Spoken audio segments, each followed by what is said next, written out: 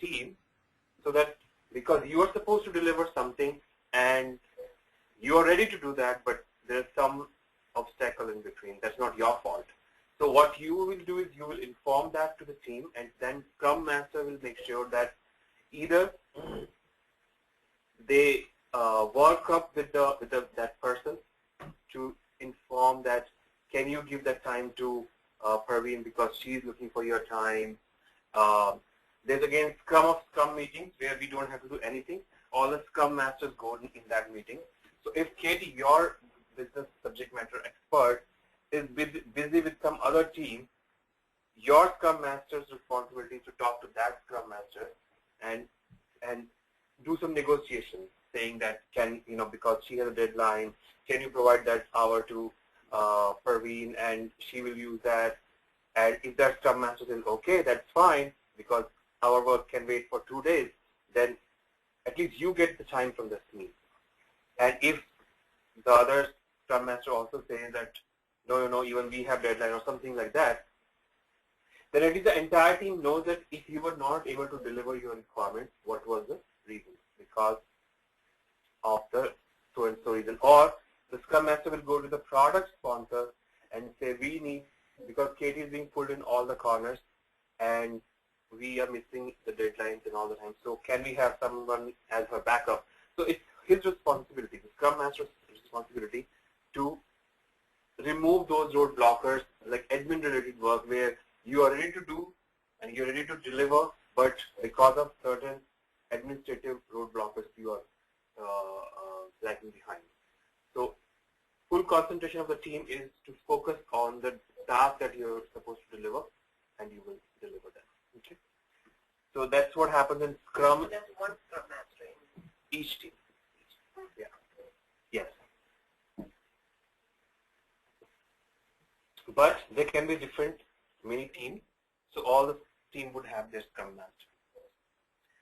It's like team lead kind of a person who is the team leader, whose job is to make sure that his or her team is working under good conditions. They are not like no external influence, or they're not being pulled in some administrative work. So it's good, because even though I am a certified Scrum Master, I like to work as a team member, because then I can focus on the meat work, actual work. Scrum Master is not some kind of like manager or something like that. He or she is the facilitator. But it's an important role in Agile.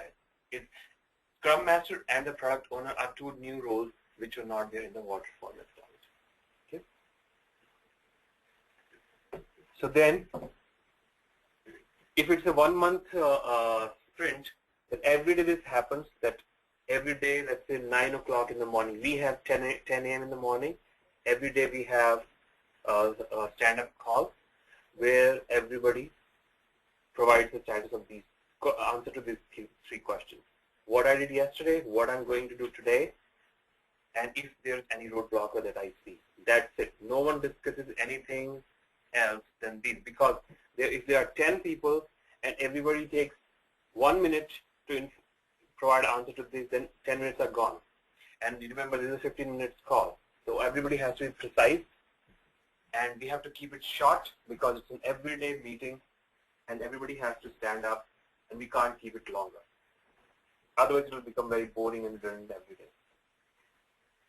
And after this 50 minutes call in the morning, everybody goes back and they do their work, what they have to do. And then we deliver the user stories that we decided in this planning day. So in first day, we decided that these are the 2 user stories we're going to do this sprint.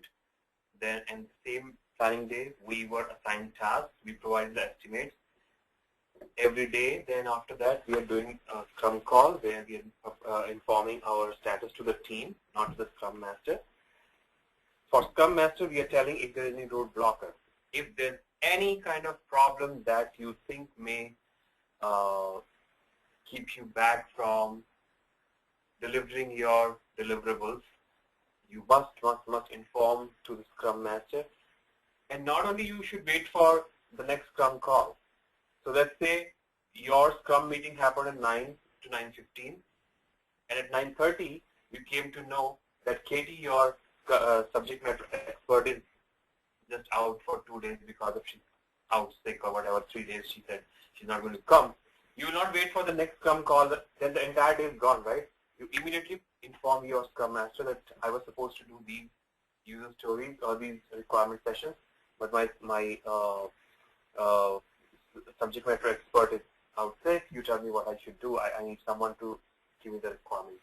And then he or she will provide you some backup, do something about it, and if you cannot do something about it, then at least the entire team knows that why you are not able to provide the requirements that you were supposed to provide.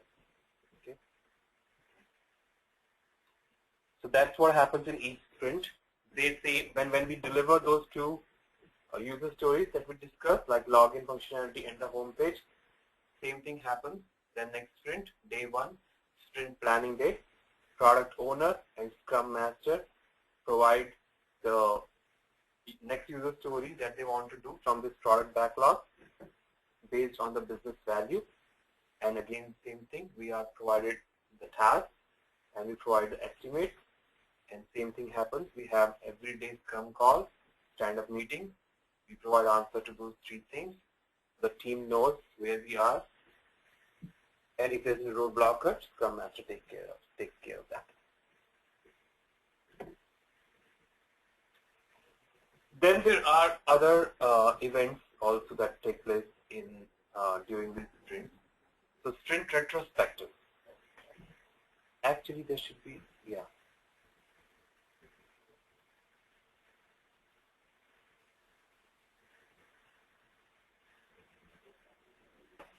Sprint retrospective. What happens in sprint retrospective is that once we have demoed the system, right, on the last, like couple of last days, we have done this life cycle. Every day we are having some call and we are doing the work, and then when we are ready to deliver working software, we provide a demo. Okay, so we have a demo day and retrospection day. What happens in sprint retrospection is that now it's team days. No management is allowed, no nothing, no higher ups are allowed. It's a team day, and the Scrum Master again is the person who facilitates this retrospective session, and team member has to provide their feedback, what went well in last sprint, what did not go well in the last sprint, and what we should be doing that we are not doing. So it's a continuous improvement process where the team is gathering together and providing what went well, what did not go well, and what we should be doing that we are not doing. In waterfall world, we do have lessons learned sessions, but the problem with that was and is still is that the lessons learned happens towards the end of the project. So going forward, new teams will learn from our lessons, but we did not learn anything and we did not do any improvement. In Agile, again, it's breaking down early in the game, the feedback. So team every month, if it is a month-long sprint, if it's 2-week sprint, then after the end of 2 weeks, the team comes with 3 sticky notes, and everybody has their feedback on those 3 sticky notes. One sticky note says what went well, what did not go well, and what is that we should be doing that we are not doing, and they put it on the whiteboards on that sprint room. Now, you have to also consider that in all the sprint rooms, Agile rooms, all the 4 walls would have whiteboards. You will see when you go to your Agile room. They have whiteboards because the principle is that if the information is visible to everybody in the team at the same time, everybody is on the same page. And we'll talk in detail about what those whiteboards actually, how they help the team. But everybody in the team comes with 3 sticky notes. They put it on the whiteboard, and Scrum Master takes a note of it. If you want to put your name, if it's not very sensitive feedback, you can. If you want to be anonymous, that's fine too. You can just put those sticky notes, what went well, what did not go well, what we should be doing that we are not doing, and there are 3 buckets that Scrum Master has already created. You go and in each bucket, you put your sticky note, and then Scrum Master will see that from all the team members, when the feedback is received, they will see, okay, these are like admin related, these are documentation related, these are code related. So all the feedback will be bucketed again in wider categories, and then they will do something about it, that what did not go well. And what did go well, we continue to brush up on those things and make sure that we are utilizing more and more those positive feedback. And Scrum Master takes those negative feedback to the Scrum of Scrum meeting, and if other teams are also saying the same thing, or even if they're not saying the same thing, but the Scrum Master's responsibility is to make sure that we do something about it and provide the feedback to the team. If not within that week, at least by the time we have the next retrospection meeting, the Scrum Master should inform what they did to mitigate those feedback that we got in the last retrospection session. So it's not that every time the team members are on their toes and we are always asked what you did yesterday, what you did not do yesterday, and all the stuff. We are also heard. So the team members' voice is also heard. You have a time at the end of the sprint, and not just the end of the sprint. As I said, you can walk up to your Scrum Master anytime during the Scrum call, the stand-up meeting, every day, daily call. But at least you have one specific event where you can provide the complete feedback of what the team, how the team is doing, what is the good things the team is doing, what is the not so good things that the team is doing, and what we should be doing that we are not doing. So at least you have a recorded voice that you have provided the feedback. And that's how the continuous improvement keeps on happening within the team. So by the time we reach the sprint 7 or 8, you will see that a lot of not so good things, they are reducing, because initially it's a new team. So a QA might say that VA is not providing the proper requirements. The documentation level is very less, or just random that this room is so chaotic, we can't work, something like that. But if that is the feedback that is coming, then Scrum Masters, Scrum of Scrum, project managers, they will take the feedback and they will do something about it so that the team members feel comfortable and they see that, okay, our voice is being fine. Okay? So that's the purpose of sprint retrospective, that you will see in your Agile team, and your feedback will be valued a lot. So characteristics of effective sprint teams: they're cross-functional, self-organizing, autonomous, dedicated, sized right with 5 to 9 members. That's how the team should be, and that's when they are more effective. For Scrum Master, it's easy to manage that team as well, and they keep happy too. But sometimes, there are times that there are 15, 12 team members in each team, depending on the size and complexity of the project. So the product owner, what does the product owner do? What's their responsibility? So the product owner is the voice of the customer, basically, right? So establishes priority and scope of features implemented, manages the project's return on investment, informs stakeholders of progress and challenges. So basically, they are the voice of the customer, the other side of the story. So those guys will make sure that they provide the value, what we should do, prioritizing the user stories. Every sprint, they should come up and tell what we should be doing in this sprint, and the Scrum Master and product owner should discuss and provide what is the value of these user stories that we are going to do, why we are doing what we are doing, and provide the return on investment, what we achieved so far, making sure that in every demo session or retrospection session at the end of the sprint, they buck up the team, they tell them, okay, good job guys, and we reached this far and this is good. So keeping the momentum alive. They are the product owners of this software. And also informs the stakeholders, the higher ups, about how we are doing and what's the health checkup of this project and how far we have reached, and if for some example the project status is in orange or red, why is that so? If we are lagging behind or something. So basically owning the responsibility and driving the value for the project. Activities of the product owner in the sprint planning day, as I was saying, they take up the user stories from the product backlog to prioritize and tell us what user stories should become the part of sprint backlog. And then once we have decided that, okay, these 3, 4, or 1 user story, depending on the complexity and the deadlines and timelines of the project, we take those user stories out from the product backlog and they become the sprint backlog. And then teamwork assignment happens. Every day Scrum call happens. Even the product owner attends those Scrum calls. Okay, they attend those Scrum calls so they know what's going on with the project.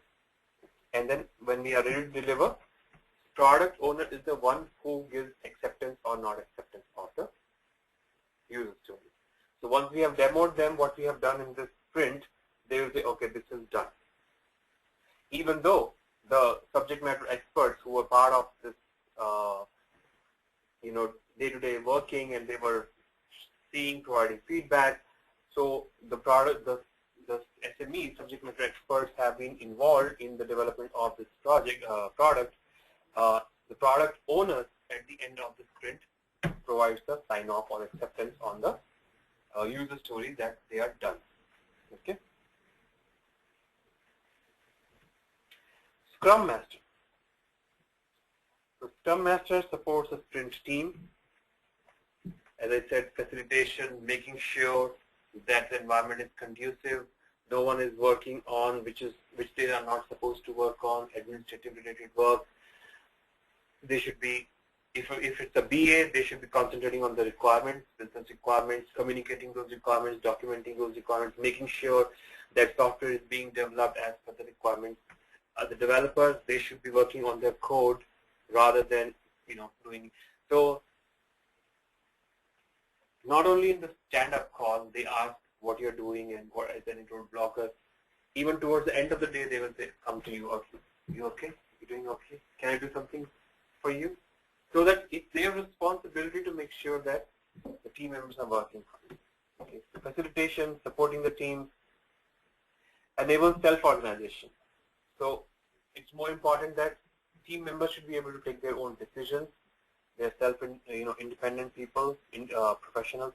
Resolve impediments. Even after being self-independent, if there's something that is beyond your control and goes to the cross-functional team, then you don't go and rush to other side of the building or whatever. You just inform to your Scrum Master, tell him or her that these are the problems we're facing, and they will take care of it. Shields outside interference. If you, for example, if you were part of some previous project and there is some kind of support needed, it's not happening that the other project manager comes and knocks on the door and say, can you come out? We need your support. It's Scrum Master's responsibility to, because you are dedicated to this project now. If there's something that they need, then these guys need to talk and make sure that you are not interfered by anyone else but this team. You are part of this team and you are responsible for getting these things done. Because you see, there are timelines. The sprint has, if it is a 1-month sprint, you have 21 or 22 working days, and there's so many tasks. And we have already provided the guesstimates that, okay, these are for the 5 tasks I'm going to do. These are the estimates. So if you are lagging behind those estimates, then you are behind your target. So he's a participatory leader versus dictating manager. So as I said, he or she, the Scrum Master, is not your reporting manager, even though every day in the call we inform the status, what I did yesterday, what I'm supposed to do today. But that's for the team, not for the Scrum Master. Okay. So basically facilitates the process. He's not your dictating manager. It's basically the servant leadership role. Okay. Characteristics of effective Scrum Masters should be facilitators to the team, moderator, process steward, influential, knowledgeable, serves the team, not that they serve the pizzas on the desk, but basically making sure that no interference, external interference or any kind of a. That's the title, Scrum Master. Yes. go on Dice and Monster, whatever the job portal, there will be jobs of Scrum Master. Yeah, that's the title. But they don't need to know the programming. No, not necessarily. If they, as I said, in the complete team, a QA could be coming from a development experience, or a BA could be coming from a development background, project manager. So these roles, people keep on branching out after a certain time. That obviously, that's going to help them, but not necessarily that they should know program. If for a Scrum Master, to become a Scrum Master, I did not need any programming background. Yeah. Same thing for the BA. There are certain BAs who were DBAs, they worked as a database admins or data analyst for 10, 15 years, and then they thought, I want to become a business analyst. So they would have a little bit upper edge to understand the data-related requirements and all those stuff.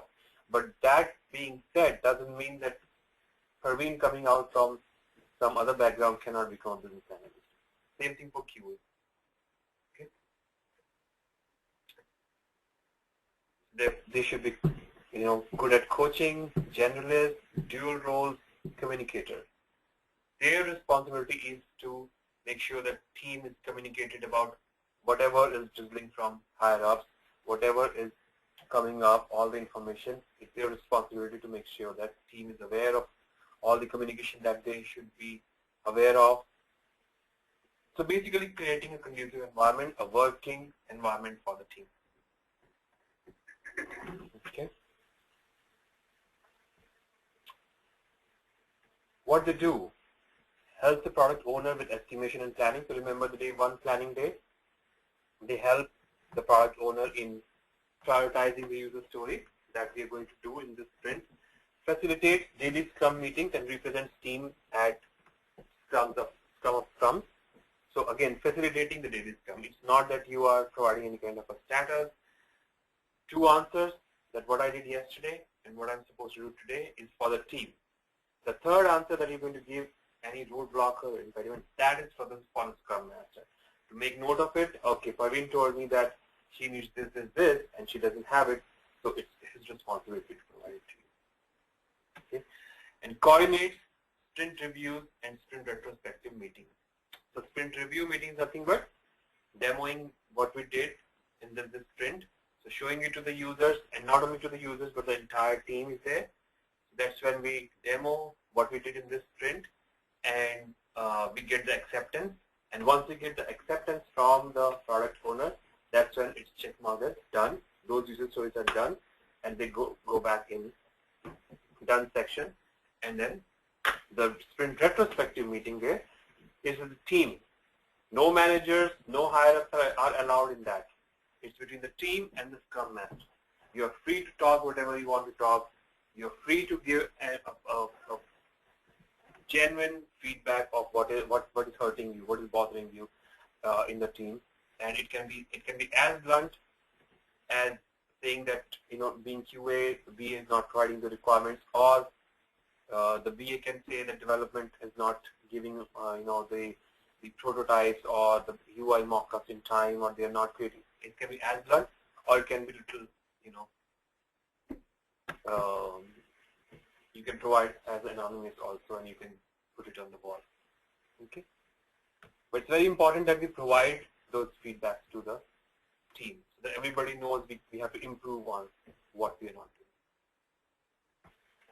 So then who are the team members? Everybody else is a team member. Okay.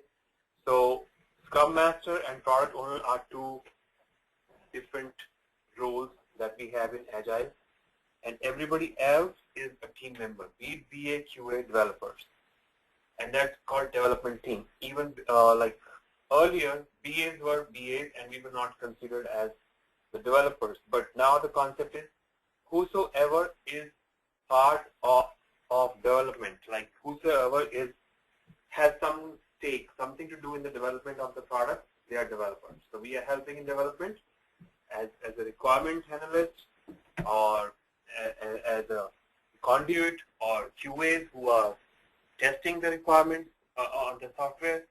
So everybody's part of development team, and everybody else who are not product owners and Scrum Master, they come under team members. So provide cross-functional knowledge and expertise, commit to completing backlog items selected for the sprint, communicate blockers as early as possible. So basically the ground workers, the people who are actually responsible for getting the work done. Okay, so they deliver the results. Activities of team members, negotiate the commitment during sprint planning sessions. So when we have the first day of sprint planning and we see that there are, the Scrum Master and the product owner are committing for 4 huge, big, complex user stories, and they're, whoa, hang on there. These are very big user stories. Let's do 2 in this sprint. So that kind of a negotiation happens, and we should provide our feedback on that. And they provide estimate effort and execute tasks to meet sprint goals. So as I said, the tasks are provided and we provide the estimates on sprint planning day, how many hours or days I think this task will take me to accomplish. Share accomplishments, objectives and impediments at daily scrum. So accomplishment meaning what I did yesterday, right? Objectives meaning what I intend to do today, what I'm planning to do today. And impediments meaning what I see are the roadblockers, which I think may stop me from delivering what I want to deliver at the daily scrum. So that's what we do as a team. And demonstrate completed user stories during the sprint review. So when towards the end of the sprint, we have accomplished certain functionalities or user stories, we demonstrate them to the entire team. Most common team members are business analysts, developers, testers. They all come under development team. They're all team members. Then we'll talk about the role of BA. But before I go on, is there any question or any concern or comment? People on phone? Am I going too fast? I'm good, Lalit. Okay.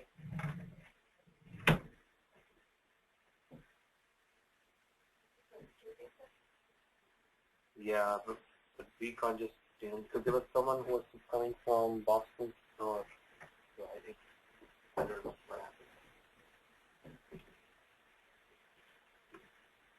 I think this is being recorded, so yeah.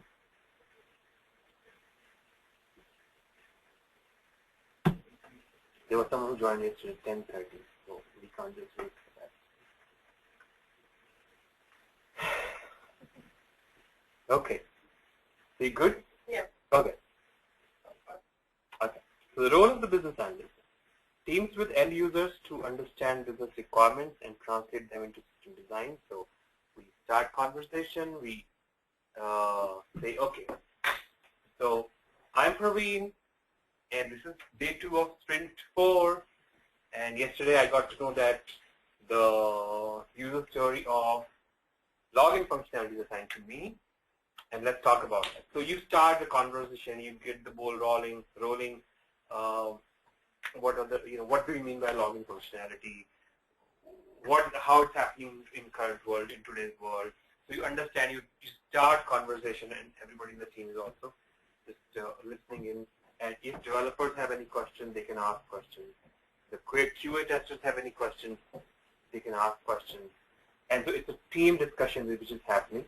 You are asking your subject matter expert, how do you want this login functionality? How do you want this home page functionality? What are the features that you would like to see in this functionality? Okay, so developers can start working on it. You can keep on doing the discussions, whatever as a BA you need to document, you can keep on doing in the afternoon or whenever it's applicable or appropriate. QA testers, they are also part of those discussions. They can start writing their test cases. They know what's coming their way, what this user story means.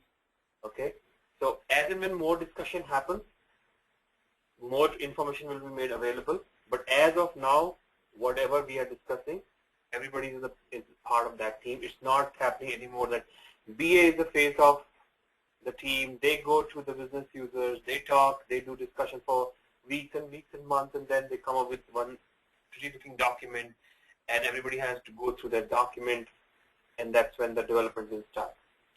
It's happening same time. Okay, it's not like real time, but almost real time. Okay.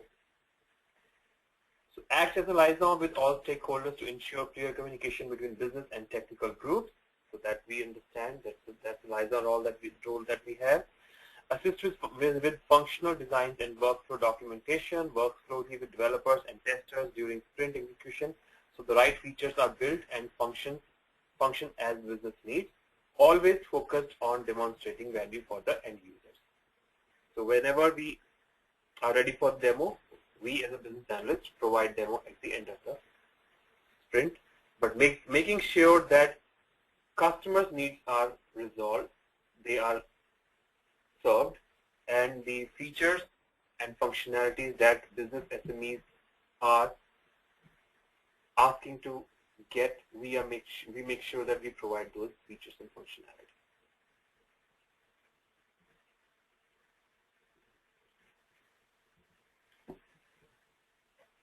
Role of the developer.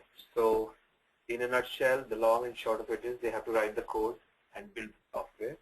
So works with the BA and business SME in the essence of business analyst to understand and develop technical requirements, supports test activities during sprint execution to ensure a high quality working piece of software is delivered. So basically they write the code and deliver it. Execute unit testing. We will talk about this. If you don't understand what unit testing is, don't worry, we will talk about all these things in detail, but just to get you introduced to all these terms and what basically is the role. So we'll talk about unit testing, we'll talk about how the defects are resolved, we'll talk about what is a code peer, conduct peer code review is, we'll talk about everything. But these are the responsibilities of the developer to make sure that they write the code and they make sure that first level of testing is done, and if there are some defects in that piece of code, they resolve those defects. Okay, and we'll talk much in detail about these things. Okay. Role of the QA tester. Basically, in nutshell, the long and short of it is to make sure that here are the requirements written by the BA, and here's the software. Their job is to test that this software is working as per the requirements. Nothing is extra, nothing is short. All the functionalities are working as per the business requirements. So they perform the testing, they execute the test cases and make sure that they test the software, ensuring that this software is working as per the business needs, business requirements. Okay? So work with the BA, or in the absence of BA, the business needs to understand requirements and develop test scenarios for each main process flow, alternate process, exception flow, and again, we will talk much in detail about these. What are these process flows, main process flow, alternate, exception flow. We'll talk about them, but for now, understand that these are the QA's responsibilities to make sure that they write the test cases. Execute tests and coordinate with developers accordingly. So they have to actually execute the test cases and make sure that they talk to the developer if they see something which is not as per the requirements in the software. So something got coded which is not as per the requirements, that can be a potential defect. So they have to coordinate with the team to ensure that everything is working as per the requirement. And if something is not working as per the requirement, they raise a defect, and we'll talk much in detail about what is the life cycle of a defect. Okay.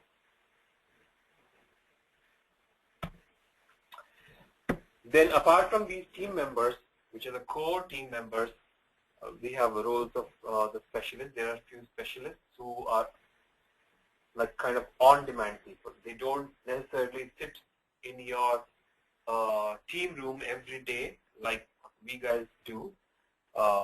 Certain roles are very specialized and in short supply. Specialists often support the needs of multiple IT projects and or production systems. Sometimes create a systems team to ensure the needs of the implementation team are met. So these people are like DBAs, admin people, server people, all those guys who are supporting multiple projects. So it's not possible. So that there's a core team of specialists, right? Database admins, infrastructure guys, servers guys. So those people would be serving the multiple project teams. So they will be available to you as and when on the need basis. DBA, system engineers, security specialists, architects, others. Okay. Project manager is on top of all these scrum of scrum. So we have mini scrum team with one project manager or multiple project managers depending on the complexity of the project. So they would, so here we have sprint team and there's a scrum master allocated to this sprint team, this is team, this is mini team. There are scrums and they have scrum of scrum. And then when they go to scrum of scrum meetings, there's a project manager where he or she takes the complete status that what's happening in each mini team. Identifies project resources, coordinates project costs, schedules, calendars, manages change control, and we'll talk about what is the change control. Remember we spoke about it yesterday briefly, that if in waterfall or any of the methodologies there are changes in the requirement in the later phase, much later, then we can't just say, okay, you are logged down. We will take the change, but there is a process of how we expect the change to those requirements. So manages change control, manages project risk, ensures project quality and timely delivery, reports status and escalates issues to the management. Okay. User story. So we keep saying, what is a user story? User story, we write user stories in Agile. We don't write the big, huge VRD documents, which is business requirement documents, or SRS or FRS, whatever you want to call it. So what exactly is a user story? Before we start, do you want to guys take a quick break? Because it's something that we have to talk in detail. Okay. So let's take a quick break. Okay. It's been an hour that we are talking about something. So we'll take a 10 minutes break and then we'll start with the user story. What do the people say on the phone? Okay, Lalit. Okay. So let's get Okay, together. sure. Okay. Let's meet after 10 minutes. Yeah.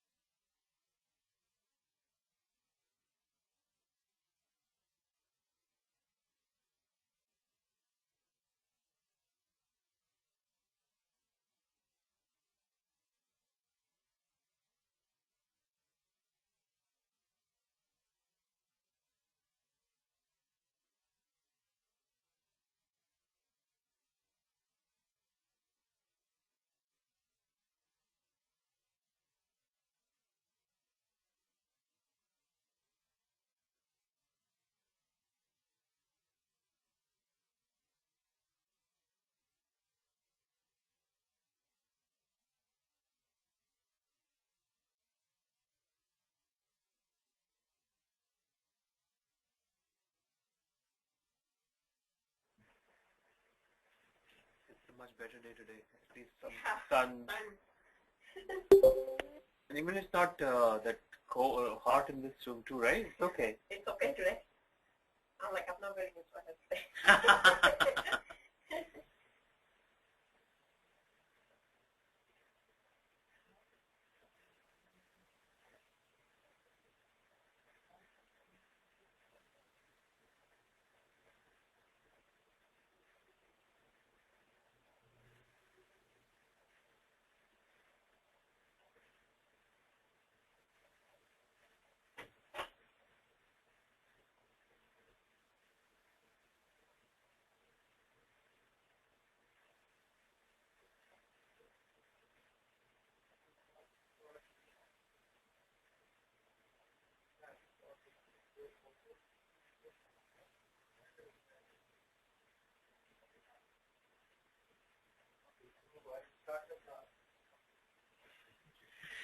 Okay, so did you say there's some coffee going there? You want some coffee? No, I got it.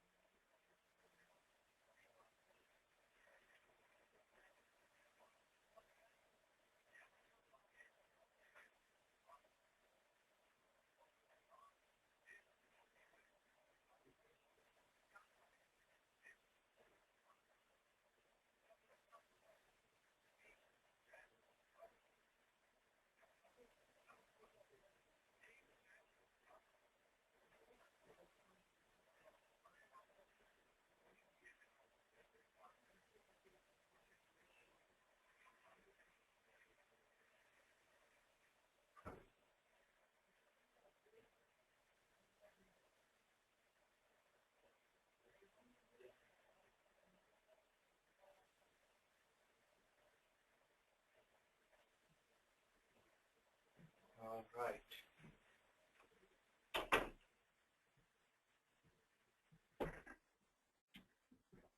So, folks on phone, are you guys back from the break?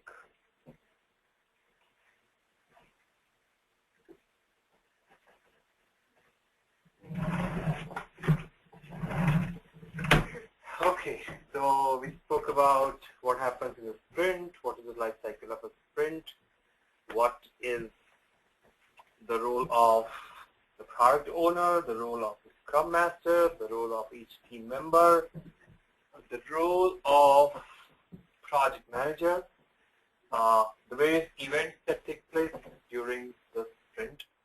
So we spoke about the sprint planning meeting.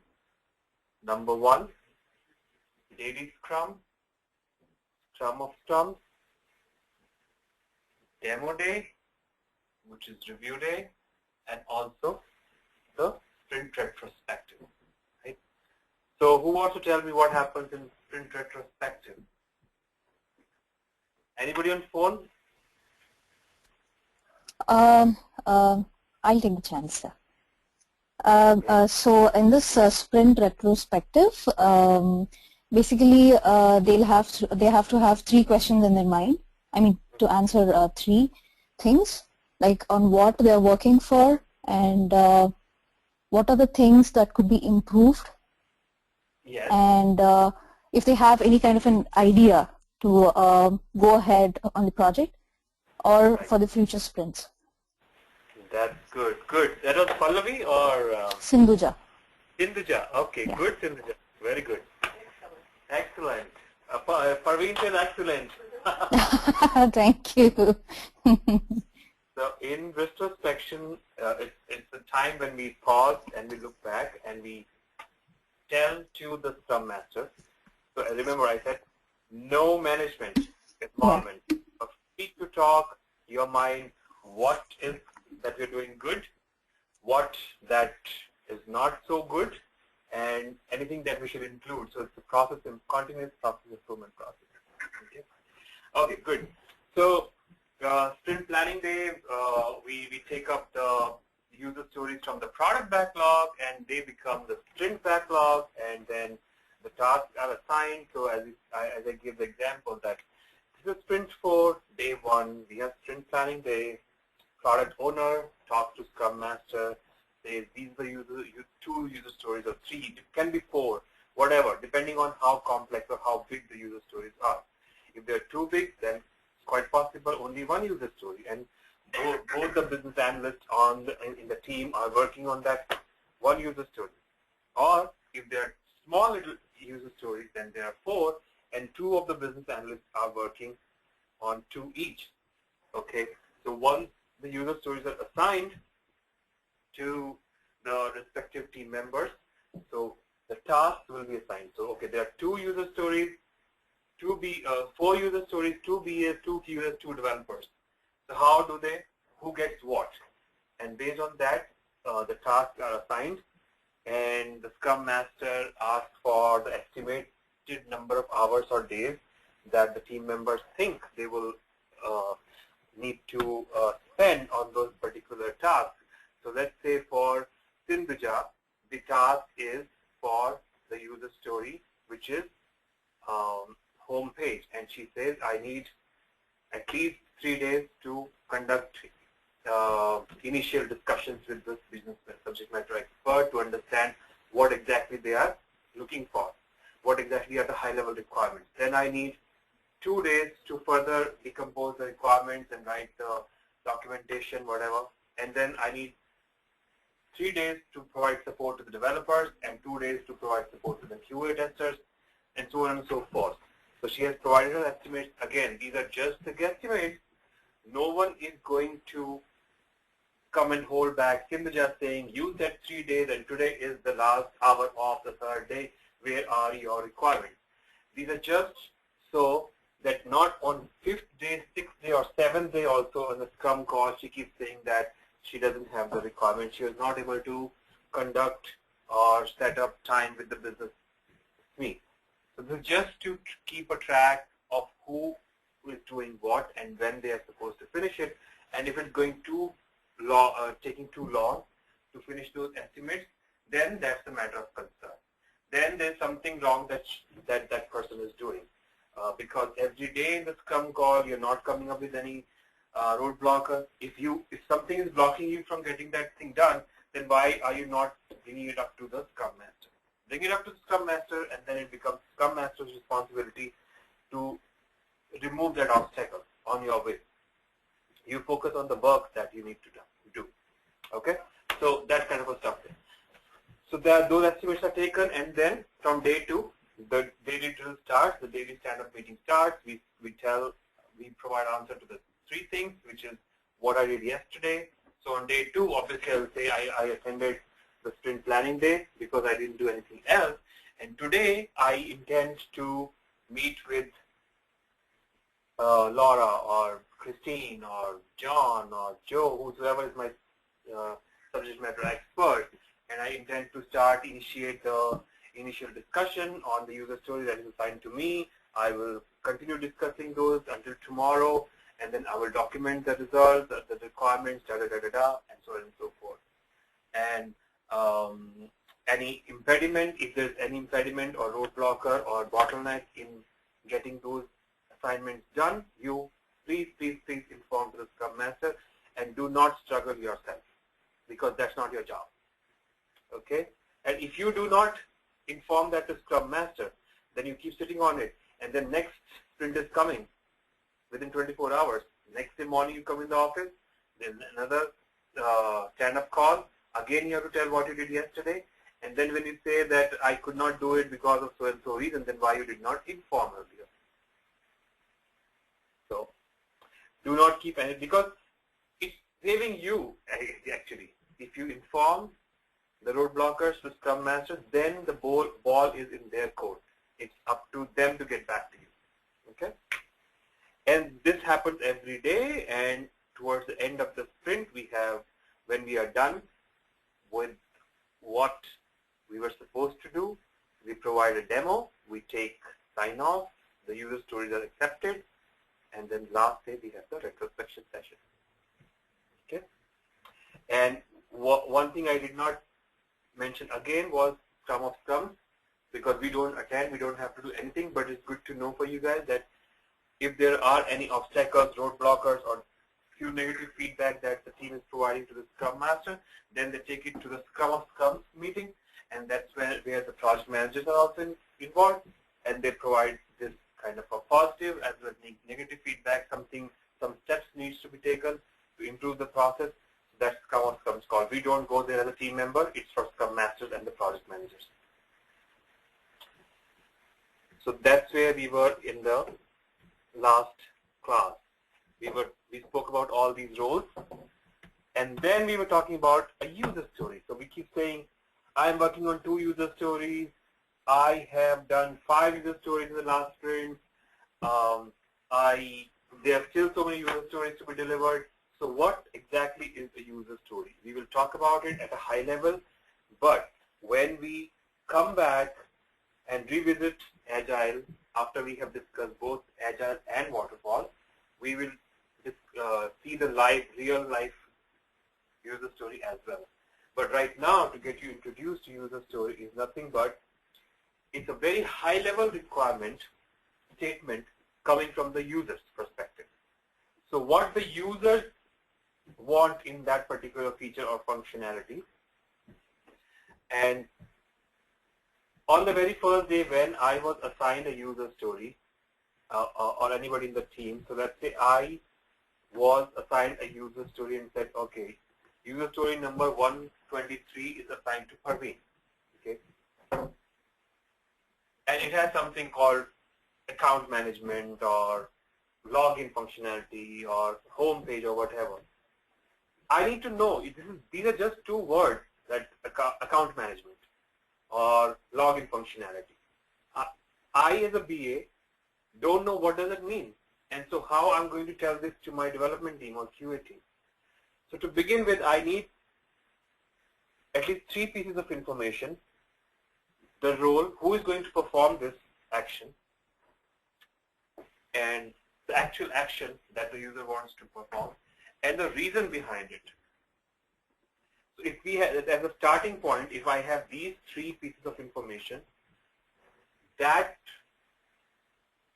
provides me three pieces of information saying who is doing that, what he or she is doing, and the reason behind what they are doing. So that way, at least we know, we get a sense of the requirement. Even though I said that very minimal documentation, that doesn't mean that we will only provide this high-level requirement to the developer and say, go and develop it. We will provide more information about this user story, but just to get the team started and just to have initial understanding of what this user story is, which has a number and a high-level 2 or 3 words description that this is a feature that users want. After that, we say, okay. So as a bank manager, there's a role, right? As is this role. So as a bank manager, I want to be able to open a new account so that we are able to cater to the new business that is coming in. So by this statement, the team knows that, okay, he's a bank manager who is going to perform this action. What he wants to do is to open a new account. That's the action he wants to perform. So that the reason behind it, what's the reason? So now after that, to open a new account, what do you need? The first name, last name, the full application. All those details will come later. But the BA knows that this is a new account that the user wants to open from this functionality. He or she should be able to, that means there are certain fields that they need to enter. What are those fields? The demographics, the name, age, SSN, last name, first name, street level address, all those stuff. So all those details will come later, okay? Even for developer, this piece of information tells them that what kind of screen layout they have to build, what kind of functionality this is, and what is the role that is going to perform it, what is the action they will perform, and the reason behind what they are trying to do so that they can have a new business served. So this is the starting point. This information is just the starting point for the entire team to have a better understanding of that user story, that functionality. We write this initially in the form of sticky notes, index card, and then further, as and when more details come into the picture. As I said, the role is manager, for example. Is there anyone else who can perform this action? All these further discussions, whatever the questions are coming to your mind, okay, so if I want to open a new account, what are the new fields that I need to enter in? Do I need to save it? Yes, of course. Do I need a printout of that application? Yes, no. All those details, further, you have to drill up the SME. What do you mean by opening an account? Okay, so I just gave you a very vague example, but just understand that user story is a starting point from the customer's perspective, what they want to achieve from that functionality that we have to deliver to them. After that, every day, day to day, day by day, we drill down, we take a deep dive and take more and more information. What exactly you mean by this? And as and when more information comes in, the developers keep on developing, the VA, business analysts keep on documenting whatever needs to be documented, the QA analysts keep their ears and eyes on, and they open and they have to test that functionality. All this happens within one sprint. Okay. If the user didn't give you the right information, you're in trouble. You are in trouble, but they will be seeing, right? When the developer is developing and that's the purpose of having them in the room every day. We are showing them that this is how it's being developed.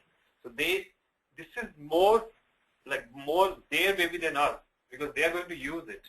So if they see something wrong and they give some wrong information, so be it. But we are here to guide them through, right? Why do you think this is what it should be? Why do you think you need this functionality? Why do you think this is how it should be? So we are kind of, what do you call it?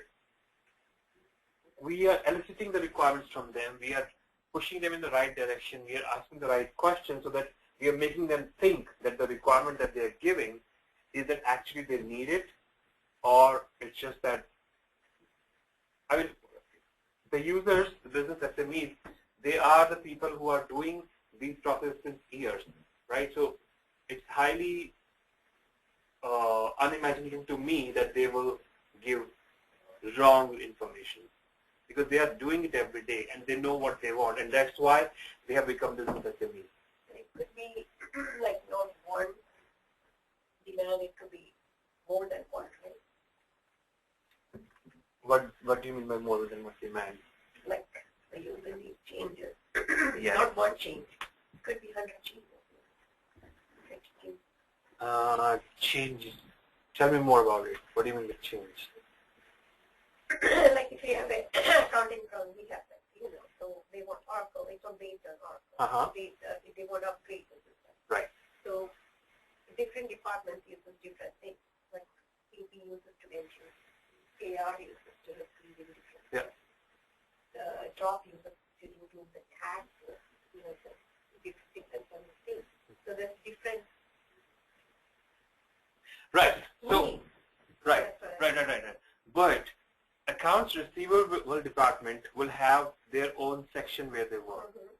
So that's when their user story will be taken, and we'll take their requirements and we'll build as per their needs, right? And AP or whatever department, or the check issuance department, or accounts reconciliation department, or whosoever, right? They would have their own module or a tab, or this.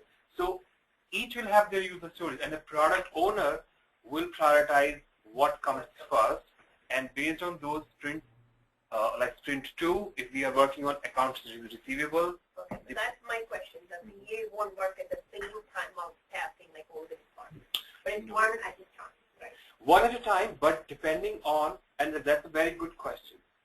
Okay, so there can be priorities at multiple fronts, right? The product owner says there are timelines that within this 1 year we want to implement all these things in this project. So then in that case we need more resources. That resource management BA doesn't do. That is a part of the responsibility of the project manager. So if we see that there's accounts receivable, this department, that department, and everything needs to be implemented by this year, and we know what is the pressure coming from the higher management, then there should be 3 BAs rather than just one, Okay, right? And then in sprint 2, there are 3 BAs. So Parveen works on accounts receivable to user stories. Pallavi works on so-and-so department's user story, and Sindhuja works on so-and-so user story. So that's a good question. In my team, there are 4 or 5 BAs, and that's one mini team. That depends on the company too, how much money they want to spend. And what are the timelines? And how many resources they can get. So these are all resource management, budgeting, timelines. We don't discuss. I mean, like, we don't have a same decision. But if a lot of things are coming on us and a lot of pressure, then we can definitely say that we need more resources in order to give the quality deliverables. But trust me, these things will be taken care of by the higher ups. They know how much work to give to one person.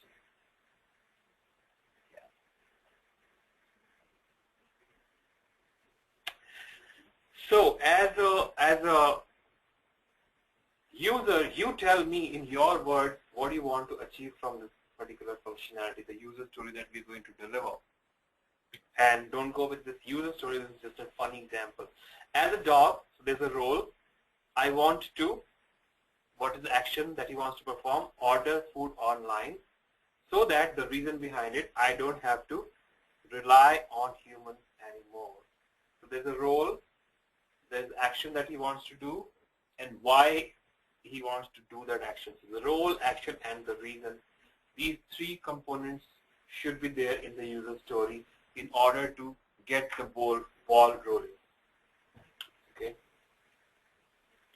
And after that, more discussions happen. And then story elaboration happens. Meaning we take a deep dive again, as I was saying. So if we are saying that this is the role and this is the action that role wants to perform, and that is the reason. What does it take? Like what the screen should look like. As I said, as a banker, I want to open a new account. So if in order to open a new account, what all we need to do, how it is going on today, what are the fields that you enter in the current world? Is that how you want in the new world too? Okay, so okay, yes, I want in the, I can, as a subject matter expert, I'll say, okay, here's my laptop, I can show you how we do it today. So here we enter the customer's name, here we enter the address, and here we enter the date of birth, and here we enter the all those SSN number, da da da da da.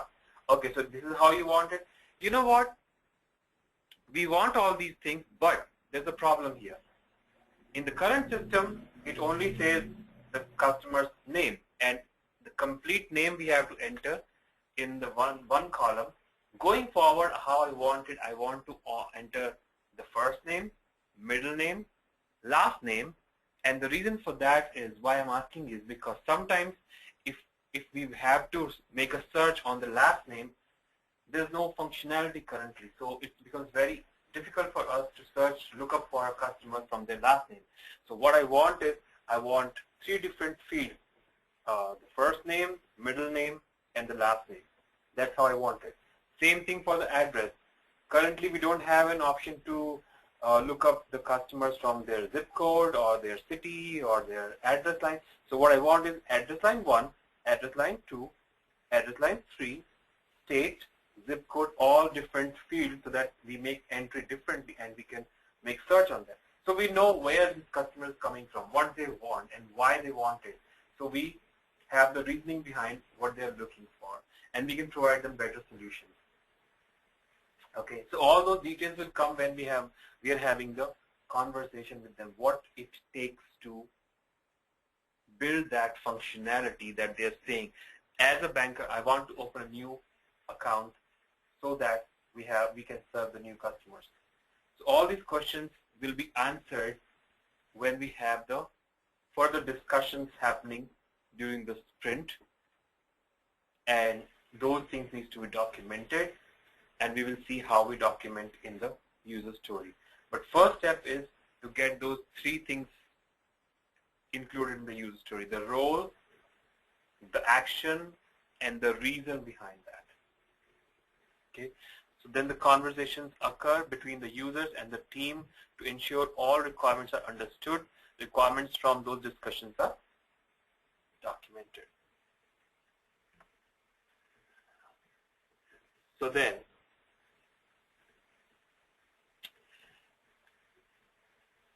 user story. As a parent, I want my child's room to be cleaned each week. Now, what is missing from this user story? There's a role, there's the action that they want to do, but there is no reason, right? So it's a evolving user story. First day of the sprint, we know that I have a user story. I have some information. Okay, get it documented, whatever information you have. Okay, then we have acceptance criteria. Once I have the user story, the high-level requirement, I have the role, the reason, the role, the action, the reason. Then I would concentrate, as in when we have the discussions happening with the customers, I would like to document the acceptance criteria. What that means is that what are the conditions or the features and capabilities that must be available for these users in order for them to accept those user stories. So what I'm saying is that if these things will be available in this user story, only then these users will accept that user story on the demo day. So in order for us to say this user story is done, we should show these many features which are acceptance criteria. So in this case, we have moms. So as a parent, I want my child's room to be clean each week. This is the user story for now, and we'll see how it will evolve. But right now, there are 2 users. One is mom and one is dad. So mom has a long list of acceptance criteria. She's a tough nut. Dad is a cool guy, okay? He says all garbage has been removed. As long as all garbage has been removed, no clothes are on the floor, the bedroom door can be closed, no orders coming from the room, I am fine with this user story. I will consider the user story as complete. Whereas mom has all these all these acceptance criteria. She goes, all furniture has been dusted, bed has been made with a clean sheet, floor has been vacuumed, all the items are there where they belong to, all toys are put in the toy chest, So then we bring them together, as and when we have more discussions as a BA, we bring them together and we have a more evolved user story. Now we have more details. So we have the why part, the reason part as well. So we have, as a parent, I want my child's room to be clean each week to teach responsibility and self-sufficiency. So we know as a IT team that what is the reason behind that action. Okay, and then we have the combined acceptance criteria from both the users, which is mom and dad. So we negotiated. We said, mom, come down a little bit because dad has this criteria. So in real life, in your project, there will be 2 or 3 SMEs. One can be like mom, who is difficult. One can be cool dude like dad. So we have to negotiate and say, okay, this is the acceptance criteria. So if these things are there available in the user story, they will accept the user story. Okay, so we know that what features we have to build at the minimum. At the least, the developers have to concentrate on getting these things implemented. That is the very least that we have to do. Otherwise, user story will not be accepted on the demo day. And rest are silver plating, which is the good to have, nice to have niceties. That we can concentrate maybe later, because right now, remember, reduce the waste and concentrate on the lean meat. So whatever is needed at the very bare minimum, the features that you need, they come under acceptance criteria. And anything else which is good to have, nice to have functionality, that if we have time in this sprint, we can provide it. If not, then probably we can take it in some other sprint that can go back in backlog. Okay. So then, on a more serious note, user story here. As a debt manager, I want to be able to identify payments made over $5,000 so that the financial crime unit can identify suspicious transactions that may be indicative of fraudulent or money laundering activities. So here, what is the role here? We have 3 things that must be included in the user story, right? So we have the role, the action. I want to be able to identify payments made over $5,000 so that then there's a reason why he or she is doing it. Okay. And then here we have the acceptance criteria. The report. So by now we know that the debt manager, the role, is trying to pull a report where in this report he wants to see transactions that happened above $5,000. So the developer knows by this piece of information that if this functionality means there's some report being generated. Now, what are the columns that are needed in that report? Is it a real-time report or a batch report? Can this report be exported in Excel, TXT, Word, PDF, what all formats? All those details will come later when we have more discussions one by one. First thing, if I see as a developer in this statement is that I get the role, who is the role person who is going to perform this action. What action? If they want to pull a report which has transaction over $5,000, and then the reason why they want to do it, they're trying to ascertain and make sure that no fraudulent or money laundering activities are happening in their bank or whatever. Okay. So, as a developer, I know that this is a user story which involves pulling a report.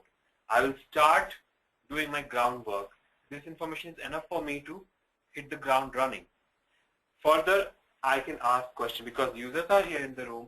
Okay, so I understand there's a report. Is it a real-time report? Can the users pull any time?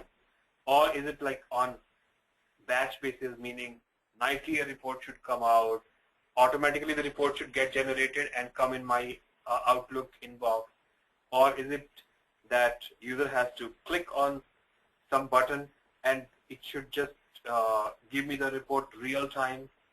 What are the columns that you want to see in that report? What is the format of that report? If it is an Excel format, can that be exported in TXT or PDF, and can be converted and saved on the local hard, any drive? All those details we as a team will ask to the business SMEs, and they will be providing us the information what they see. And then same time, the BA would document all those things. Developer will keep on developing, and testers will keep on writing their test cases. And once this report is ready, they will test it as per the discussions that were happening. So you see that when in waterfall world, a BA would have been writing all these discussions that are happening in the analysis phase, and not just this particular one user story, like one functionality. They will be writing all the requirements of the complete project upfront. So it is little difficult, I feel. It will be a little difficult for me as a BA to visualize the entire project in the first few months, rather than in this agile world where I know what I'm doing within these 2-3 weeks, and this is what I have to concentrate. I take every sprint as it comes. I know this is the user story I have to work on, and I discuss and focus on that user story. And the entire team is working, actually focused on getting that functionality done, rather than running in all the directions, taking all the information as it may be. I'm hearing a lot of sound. Who has joined the call lately? I see QD, and I see, okay. Yes, I'm sorry. I went to church, and I tried to log on at church using the ID yesterday, and I couldn't get on. I saw the site, but couldn't get on until I logged in, and I see a different ID number and try that, and it works. Okay. So every day is a different ID number? Yeah, so Soumya sent that email last night, right, for today? So she sends email for yeah, sorry. I didn't look at the email last night. Okay. But it's good now. So I don't know how much you caught up today. So we will have to spend maybe some extra time. Yes. So if you can contact someone in the office, and they will be able to set up a call. And you will get these slides. So try to go over them, but I think you missed a lot today as well as yesterday, because in the end we couldn't hear from you. Probably you were enjoying your barbecue in Florida. Oh, no. No? We were all saying this, that Q is lucky, because yesterday it was very gloomy here, all cloudy and raining, and so we were feeling jealous of you yesterday. Well, it's pretty gloomy here today. Oh, really? Yeah, it's pretty foggy and gloomy here today. Oh, we are better then. We are better here. That's good. So barbecue for you guys there. We'll try.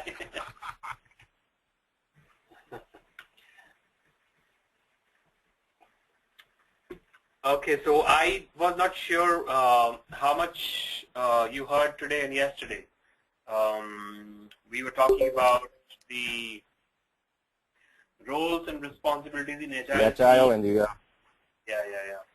And we were talking about the events that take place in Agile world.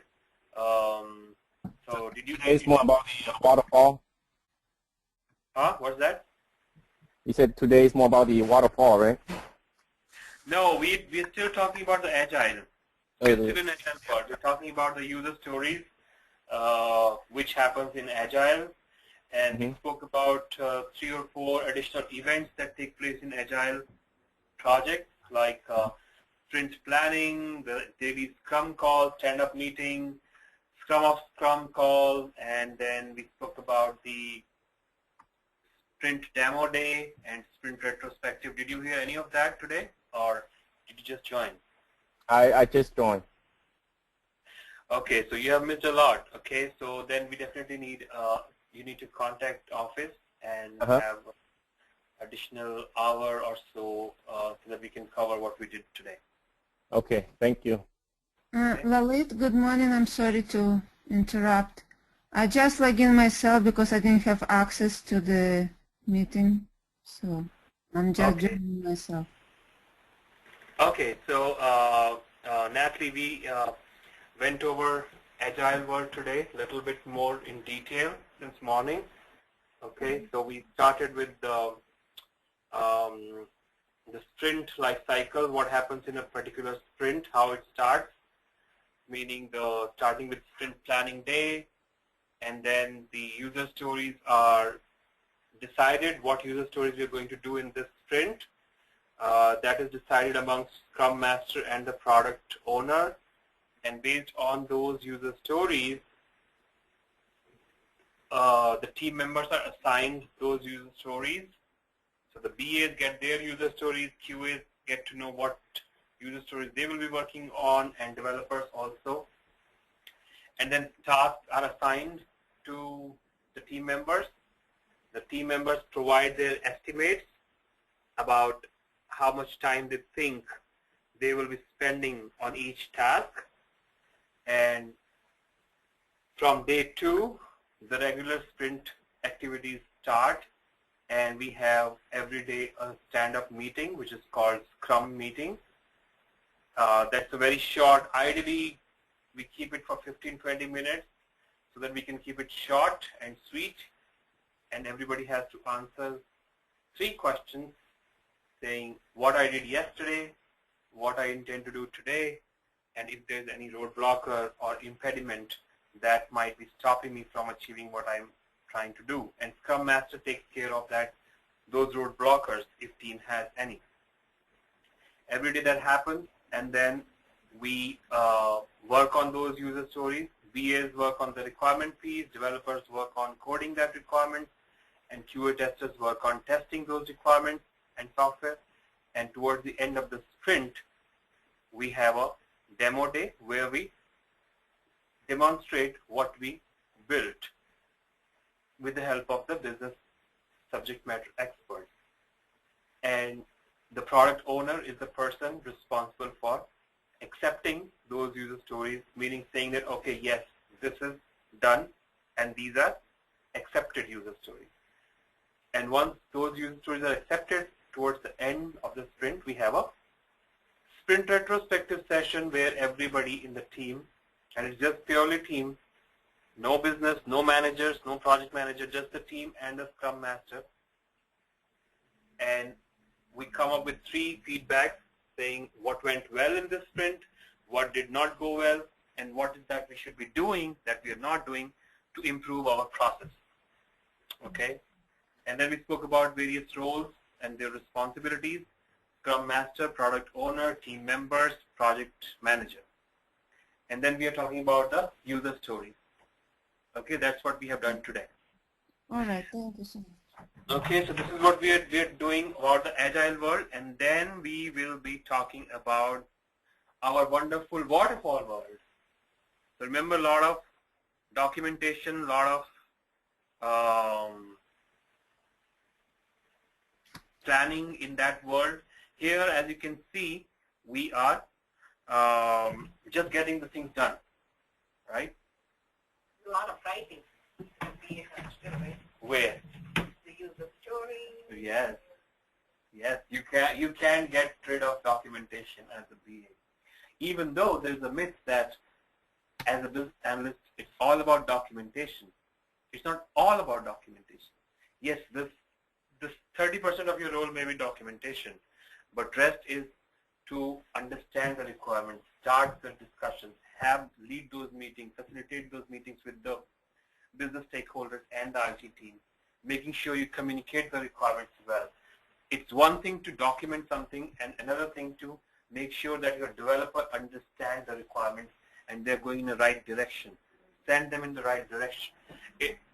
As I said yesterday, if something gets built wrong, You're responsible, and you cannot just say, here's the requirement document. I wrote it right. You did not build it correct. There's no you said, she said, he said. At the end of the day, it's a team. And as a BA, it's my responsibility, yes, to document everything precisely, concisely, in a crisp manner. So if you did it right and wrong, you are kind of. You are, yes. Wrong is wrong. But I'm saying, even if it is right, the document is right, but it did not get coded correctly, even then, at the end of the day, it's wrong. So you cannot say, I did my part correct, and my team did not do my part correct. So it's a team. We have to make sure that the developer understands the requirement, and sometimes you watch up their shoulder and see if they're doing it in the right way. Have the demo for yourself and pull the business SMEs to see, okay, what's been developed, and see if they're developing it correct. I know that QA testers are there to test. That's the responsibility. But then again, it's a team. We cannot say, I write the requirements correct, developer did not develop it correctly, what the QA testers were doing, they didn't test it, why they didn't test it. And ultimately, you're saying that everybody in the world is bad and I did my job correct and I was sitting in my queue, so my responsibility is over. No. I think the project manager is going to be the most. Right. Yeah. Most of us. Yes. I think that is. Yes. That's why they make a lot of money. Money, and they have the responsibility too. Yeah. They're accountable too. Okay, so I think Q and QD, what is the difference between the two? I know, I was going to ask you that too. Like, It's the same. One is on the phone because I'm listening. I have speaker on the phone, but I don't have a speaker on the computer. Okay. No, in the chat window it should just show one actually, because in the meeting you are logged in. You have dialed in from phone. That's different. The phone thing doesn't come here. But anyways. The phone thing doesn't come there. What you mean? What I'm saying is you dial in from phone. That's different. And then you logged in from computer. So that should show in here. Your phone, dialing in from phone doesn't show it here in the chat window. So that's what I was Oh, is it? Because I'm listening through the computer, but when I speak through the phone. Yeah, that's fine. Okay. That's all right. Hello. oh, hi. Hello. I'm sorry, I'm super late, Yakshita. Oh, hi. Nice to meet you. Same here. This is my committee yesterday. I was like. I'm not sure. I think this is like a first lesson you learn if you come at them. Late, but. Where are you coming from? South Brunswick. That's not too far. No, I had a party yesterday last night, so everybody left around 3 o'clock. Okay. 4 o'clock I slept. I think many people had party last night. Not just you. So you're okay. You too? No, not me. We were in time though. So Yeah, I know. I logged in for 2 minutes and I heard your. Hi, Kavi. Nice to meet you. Yakshita. we have. Oh, you could have a phone. Praveen. Yeah, I think it is Praveen. Praveen.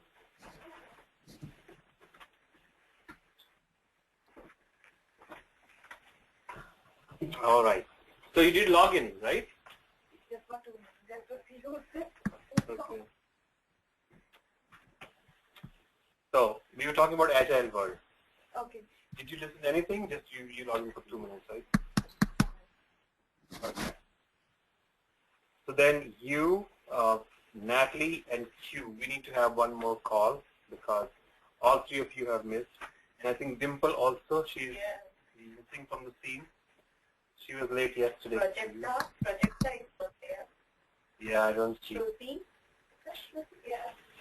Yeah, I don't know what happens to people today.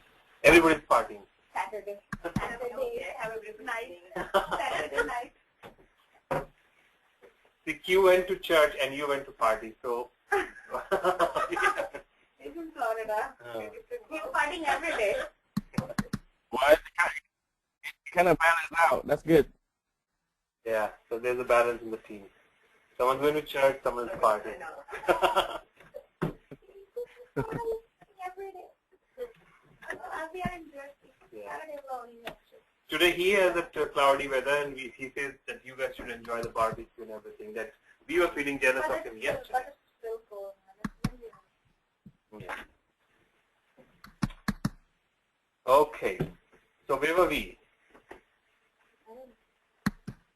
Use the story. Use the story. So, any question on that high level statement so far? So we're saying the role, the action, and the reason. That is what is needed for the high level user story to begin with. And then, as I said, there are discussion that happens every day, day-to-day basis. And then we have the acceptance criteria. What acceptance criteria means is the bare minimum features that must be available on the demo day. Only then the subject matter expert or product owner will accept the user story. Good so far? So, as I said, in this user story, by looking at very high level 3,000 feet view of the user story tells the developer and the QA tester and the BA that there is some kind of a report that users want to generate. What are the fields that they want to see? Is it real-time report or a nightly batch report?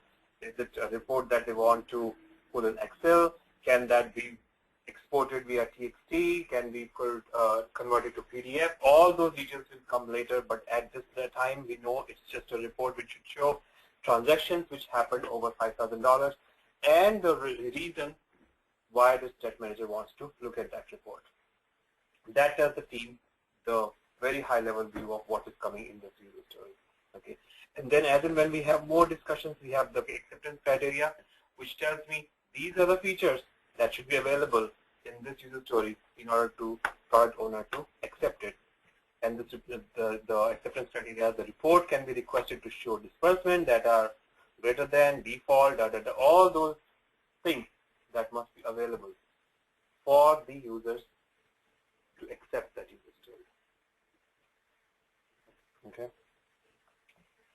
Another example, as a direct manager or monitor, I want to be able to compare an account holder's last 2 years premium so that I can see easily how the amount of premium paid by the customer has changed from 1 year to the next. So again, there's a role, there's the action, and the reason behind the action. This high-level statement is what the user story is. And then more details come every day as we talk to the customer. We show what we are building. There is some change. User likes it, doesn't like it. Based on those feedback, we keep on improving. These are the evolving documents, evolving code, evolving step strategy. Nothing is getting locked down until we reach to a stage where it is baselined. So here we are saying, for each policy with the account holder's current portfolio, these are the fields they want to see. Then we talk about policy number. What does it mean? Is it alphanumeric entry, just numeric entry? What is the attribute of that field? Everything is documented later. But as and when we are diving down deep into the detail. First day of the sprint, we had the sprint planning day. We got to know this is the user story coming, assigned to Parveen or Yakshita. Parveen knows that I have to work on these 2 user stories. She prioritizes her work from day 2. She takes up this user story, talks to the customer, pulls everybody together. Okay, needs are here, development team is here, QA testers are here. You say, okay, so if login functionality is your user story, what does it mean? I don't understand. What do you mean by login functionality? Then user tells how you are doing it today. User brings their laptop and show, okay, this is how we are doing it today. So you want to do it similar way or there's some change. You go into the details of that user story, and that's when you get more details. You ask them who is the person who's going to do it. So that becomes the role. What is the role that is going to conduct that, perform that action? What is the actual action that the user is trying to do? And then the reason behind that action. That becomes your user story, and then more details come as and when every day you are discussing, and then that becomes the acceptance criteria. Okay.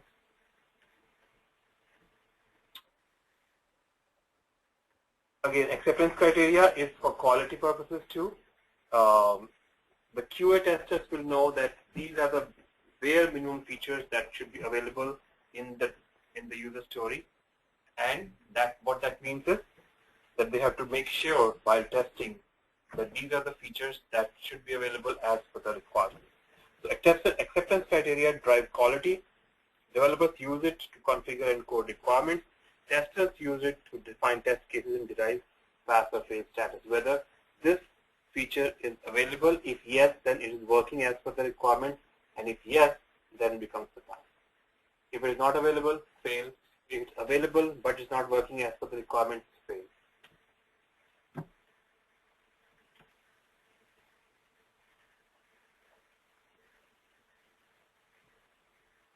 So what are the good user stories? Just an acronym, invest, you don't have to worry about it. It's no one going to ask you what is invest. It's just an acronym for you to understand. They should be independent of each other, because remember, at the end of the sprint, we have to demo it to the users. We should be able to demo it and show that this user story is working. So it should be independent of each other. We should be able to show it by the end of the sprint. Negotiable, what that means is that if it is too big, we should be able to convert that user story into two, right? If it is too big user story, and you are the business analyst and you have to deliver it by the end of the sprint, we should cut it down into two user stories and one user story at a time. Okay? Valuable to the customer, so the business users should value it, and that's what the Scrum Master will do. When the sprint planning day happens, they will work with the product owner to have the return on investment. Like, if we are taking up this user story, why? What is the reason? Estimable, we should be able to provide the estimate. Small enough to get this done within one sprint, and more importantly, testable. The testers, every requirement that you write as a business analyst, testers should be able to test it. There should not be any vague requirement where they're not able to test it. Okay? Like what? So for example, if I say that there will be various contents in this drop-down menu. What does it mean, various contents in this drop-down menu? What is the tester going to test? If there are two, if there are in the state drop-down, let's say there's a drop-down called state, okay? And I say there will be various states available under this drop-down, okay? If there's New York, New Jersey, Pennsylvania, that also serves the requirement. There are various states available. If there are 30 states available, that's also true. So how can tester test? What I mean by that, there should be specific requirement written so that it's testable for the tester, and they're able to test it without any vague statement, right? So just don't give any vague random requirement saying the system shall do so and so. Just be specific, precise, concise, clear, crisp, so that tester says, okay, in this drop-down menu there should be all the 50 states in alphabetical order, and so that they can test it. If you say various content should be there in the drop-down, what does that mean? What they're going to test, how they're going to test it, how they're going to validate it. It should be clear, concise, and testable. Okay, so setting up the priorities. So must have, here we have Miss Cow, which is another funny acronym. You don't have to remember. No one's going to ask you about this. Okay, so must have, should have, could have, won't have, meaning the acceptance criteria. What is the must have? It should at any cost be available in order for us to get the user story accepted. Okay, should have, could have, won't have, meaning we need it but not now. So as I was telling you, focus on the lean meat and all the waste should be cut out. At this time, whatever is acceptance criteria, that should include the must have and should have. Whatever is right. So the gold plating, silver plating, and nice to have functionalities, we will see if we have time, we will deliver within this sprint. If not, then just the must have and should have, and everything else will be taken care in the later sprint if we have time. Concentrate on the functionality, because you have to remember, one of the drawback of waterfall was, since we have first quarter of the project or 2 or 3 months in analysis phase, right? We have to take all the requirements. Okay. Users give you so many requirements. 60% of those functionalities they're never going to use it, or they are going to use that once in a year, or some report that's going to be generated after 2 years. So why we should waste that? That's the waste, right? At this point, that's the waste. What is the value of the functionality that we are building? And that we should concentrate first. Let's deliver the bare minimum functionalities. And as I keep saying, the gold plating things, the nice to have things, once in a year kind of a thing, we can take care of those functionalities once the core services are provided. And that is the purpose of having Agile and prioritizing and deprioritizing every sprint. That is the purpose, because we want to understand what is first priority for you. And that's where the business value comes into the picture, and that's where product owner comes into the picture, and they provide us the valuable user story. Not that something feature that we spend first 2-3 months analyzing, developing, rebuilding the code, and just to come to know that this feature will be used after 2 years, because that's the statistical report, or that's the bureau report that we have to send it to our government agencies after 2 years or after a year. That's not business value. And we don't determine those business value as a business analyst. We are given those business values by the product owners and a Scrum Master discuss.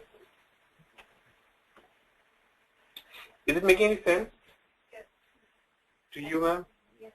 Okay.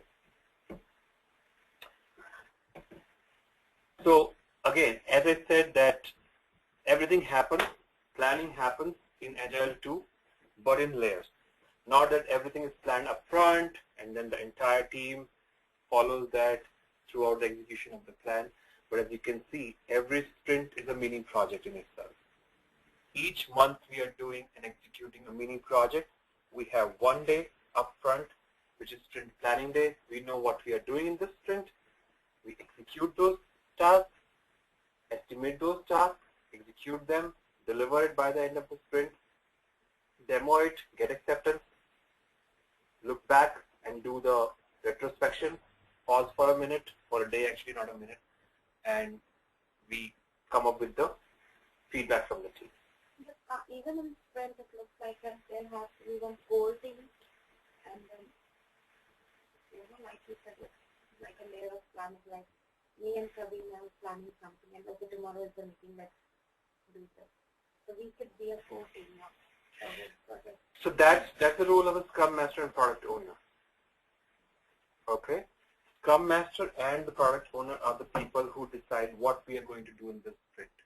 Sprint planning day is facilitated by Scrum Owner, a Scrum Master. I think I missed that. Yeah.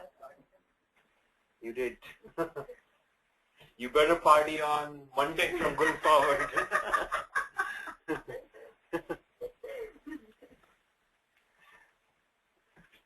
Right? So we plan and plan and plan, and we prioritize and reprioritize and reprioritize. So there's no one hard and fast Bible that was written 100,000 years back and we keep on following. we create the priority of today. What is of priority of today? Because as I keep saying, business is dynamic. They keep on changing their priorities. So we should be able to adapt as per their needs. What is the business value for them today? We will deliver to you this month. Okay. So now these features under adjudicate we have, this is one track where adjudicating a claim is one feature, under which we have claim maintenance, work plan, documents, notes, reserve, payments, checks, recoveries. These are all the user stories under this feature, adjudication. Then we have this claim maintenance, right? As a claim center manager, I want to view the work plan for the claim so that I can see all past and pending activities associated with the claim file. And similarly, we have other user stories in the form of high-level statement of what is the first thing that should be there in user story? Reason, action. The role, action, reason, right? So role is, as a claim center manager, I have the role.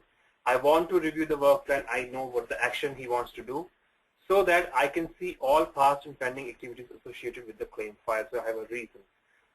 So one user story statement is here. Then if you are responsible for this user story, Parveen, every day you will gather your stakeholders and discuss what do you mean by I want to review the work plan. What does it mean? What do you want to see? What are the fields associated with it? What are the attributes of those fields? Is it numeric field, alphanumeric field, date field? What are the various attributes of those fields? Where are they going? Are they getting them pulled from some other database, or is it a new entry? If they are new entries, is the user going to enter it manually, or again it's a drop-down, drop-down? Or it could be a third party uploading into the system. Yeah, whatever is what is the source of this data? You discuss in detail, you document, your developers knows what is being discussed. They know what's coming their way, so they don't actually wait on your documentation. They have some kind of an inkling of what is going on in the discussion, so they can start working on developing the code. The QA testers of your team are also present, and they know what needs to be tested, what is coming their way, and they start working on their testing strategy and test cases. As and when you get more detail, you keep on documenting it in the form of user story. Okay. So then you have the task here. As I said, in the sprint planning day, we have user sprint backlog is created. So these are the user stories. Let's say, for example, let's assume we have 3 BAs. Okay. So Parveen got claim maintenance and work plan user story. Yakshita got documents and notes user story, and so on and so forth. There are 2 more BAs who got 2 to each user story. You started writing in the form of user stories. So you got 3 pieces documented: the role, action, and the reason. At a very high level, it's a report, it's an opening of a new account, it's an review of some kind of work plan. What the hell is this user story all about? And from there on, you go into take a deep dive. You take all the information about, if it's a report, okay, I understand it's a report, what all features you want to see. It's a real-time report, or is it a batch process that runs overnight and that sends a report in your Outlook inbox. The format of the report, can that be exported, and so on and so forth. So all the details come slowly. Not literally slowly, because we have a limited time within this sprint. You're responsible for delivering those 2 user stories.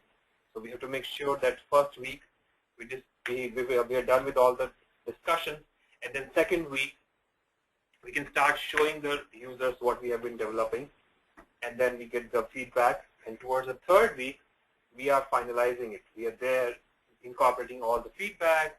The user says, can we do this? Can we have this? This looks very good. This is perfect. This is not so good.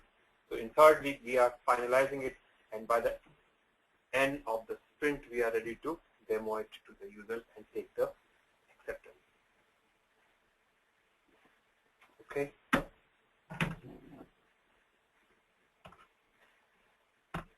We will revisit Agile again because, as I said, first we discussed Agile methodology, complete life cycle of sprint, complete life cycle of user story, but we will come back and look at the real-time user story from the real project. We'll see how it is done. Okay, and once we're done with the Agile, then we'll talk about the waterfall today. Okay. So we spoke about, just to recap, what we did in Agile, what we learned. Agile is a project methodology where prioritized requirements are delivered in multiple iterations or sprints. Okay, each sprint or each iteration in itself is a mini project. Everybody has user stories assigned to them. As a business analyst, you have two, Pallavi has two, all the BAs have two. Or for example, like, depending on the complexity and the volume of the user story. Can be one, can be two, can be multiple. Same thing, if you have two user stories, you have a developer assigned who is responsible for coding those user stories. And you have assigned your respective QA. Same thing for her. She has 3 user stories, depending on, because she has 3 small user stories. She is responsible for conducting the discussions, taking out all the information from subject matter expert, making sure that whatever she got, she documents it in the form of user story, translate that information, conveys it, communicates it to her respective developer, and works with the developer to make sure they understand the requirement, they are coding it correctly, showing it to the business users, pull them as and when you're ready to show them something, take their feedback if you're going in the right direction. QA testers are also part of that team, and they are sitting in that room. They know what exactly is being discussed, so they write their test cases based on the acceptance criteria that she wrote for that user story. Acceptance criteria is nothing but the bare minimum features that should be available for the users in order for them to accept that user story on the demo day. Okay. Sprint or iteration, a group of user stories that are time boxed and typically last 20 to 25 business days. So if it's a 1-month sprint, then we have a working days of around 20 to 23 days. If it is 2-week sprint, then we have 10 days. A user story is a configuration, integration, and functionality requirement described from a user's perspective. So that's important. From user's perspective, how they see the functionality. Then it's up to us to ask pertinent questions. The way we ask the question, like, don't bog them down with like technical jargons or like too much technicality. They have given you what they know. Now, how you phrase your question, how you rephrase if they're not able to understand or provide you the answer that you're looking for. So then those become the functional requirements, functional specification. Tasks are the items required to complete a user story, which are documented and estimated in sprint planning. So if she has a user story, what are the tasks associated with this user story in order for her to complete that user story? So she'll say, one task would be to have an initial discussion with the business needs. Another task would be to document those requirements. Third task would be to provide support to the developer. Fourth task would be for her to provide support to the QA testers. So these are the 4 tasks associated with one user story. And then Yakshita will provide the estimate to say how much time she needs to finish each of those tasks. And that is for the Scrum Master to keep a track. And every day, stand-up meeting, we will provide our status as in what we did yesterday, what I'm going to do today, and any roadblock. Sprint planning day, a workshop to determine the scope and estimate the effort of the user story in the next iteration. Actually, I should say the current iteration, because imagine that from 1st of January we have a sprint 4 going on. So on the first day of that sprint, we will have sprint planning day, where we will decide from product backlog which are the next user stories we should take up. So the product owner will decide in conjunction with the Scrum Master, and they will tell us the business value, why we are taking up these couple of user stories in this sprint. And those user stories will be assigned to the team members, and they will provide the estimates based on the task. Product backlog, a list of outstanding requirements, that is user stories that are prioritized by business value. So far, if we have done 3 sprints, okay, so we have done 12 user stories so far. Whatever is rest remaining stays in product backlog. Sprint 4 comes, we take few more user stories based on the business value, and they become the sprint backlog. And within this sprint, we have to deliver those user stories. Then next sprint comes, again we refine that product backlog. Product owner tells us which user stories to be taken next. We take 5 more user stories out of that product backlog. They become the sprint backlog. We deliver those user stories in that sprint. Okay. So after product backlog, we have sprint backlog. The user story is chosen to be worked by the team during a particular sprint. Daily Scrum call, a daily meeting to review individual accomplishments, plans, and impediments. So very quick, sweet and short meeting where everybody stands up and provide their status to the rest of the team, not to the Scrum Master, to the team, in order to make sure that everybody in the team knows who the other person is doing and what they're doing. Scrum of Scrums, we don't go in that meeting except Scrum Master. So that is for all the Scrum Masters to get together at a higher level after their respective Scrum call, and project manager is also involved in that. Product owners are also involved in that, so that they can discuss at a higher level, as in what are the roadblockers for their respective teams, or their particular accomplishments, or their plans. Sprint review meeting happens where we demo it. So a workshop where completed user stories are presented, demonstrated to project stakeholders. So we show it to them what we did. Sprint retrospective, as I said, a meeting at sprint's end to discuss what worked well and what to refine in future sprint. Everybody in the team, they come with that feedback of 3 sticky notes. What are those now? 3 feedbacks. What went well? What we did today? Not what we did today. This is on the sprint level, not on the day level. So what went well in the sprint, what did not go well, and what we should be doing that we are not doing. So there's a continuous improvement plan for the rest of the sprint or the project.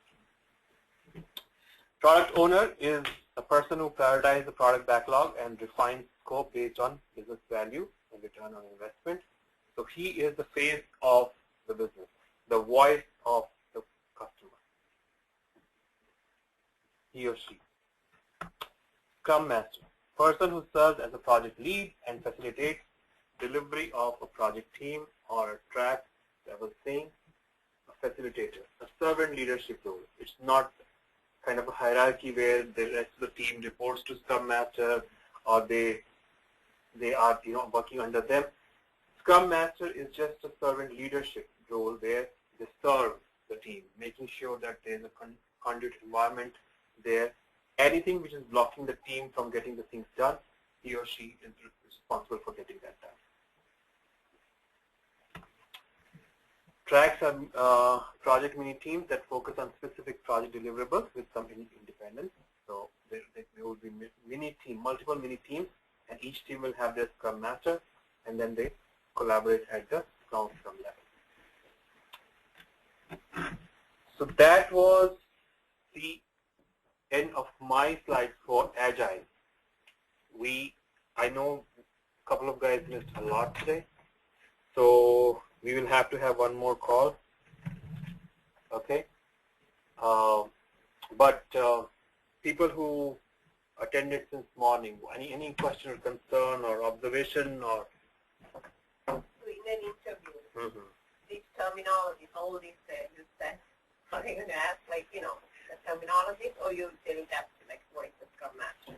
Yeah, actually, it was in my mind. But if someone really asks you, like, who is the Scrum Master? Exactly.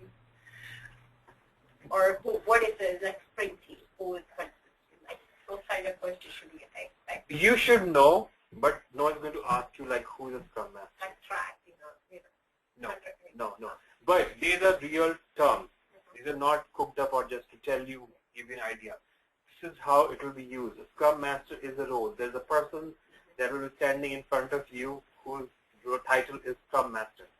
There's someone who's called Product Owner. There is someone who's BA, of course, QA developer. So similar on those terms, we know BA, QA, developer, software developer are the roles.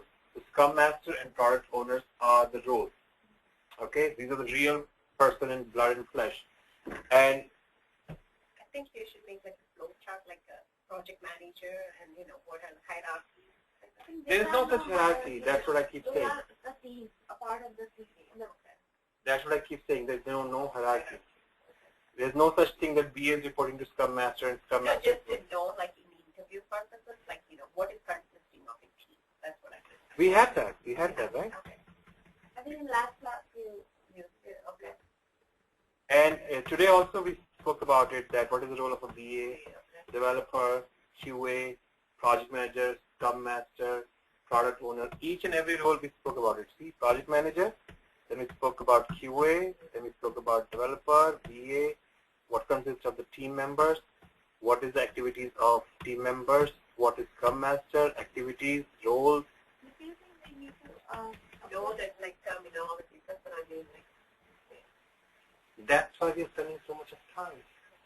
You should know it, but no one's going to ask you directly that tell me the role of a Scrum Master. That would be something like saying, tell me the role of a project manager. It's a giver, it's implied, right? But do you think we need to add those words in our vocabulary, especially while interviewing, so he knows that we know it? I mean, if you ask me, just tell me something about the last project. So, of course, I'm going to use the word like project manager to do it. And on the flow of that, I think that my brain is a bit Scrum Master I was working for that particular part. Right. So if you're saying that your last project was in Agile, then it will make sense for you to have those in mind, right? But if it's a conventional waterfall project, and you keep saying that Scrum Master and Product Owner, then that raises a red flag, because you are saying in your resume that your project was waterfall. Then where this user stories and what project Scrum Master coming into the picture. So we have to be clear. Two compartments, right? So if your last project is Agile, then you talk about all these things. If it's a conventional waterfall project, forget about these things, right? Two things, two tracks.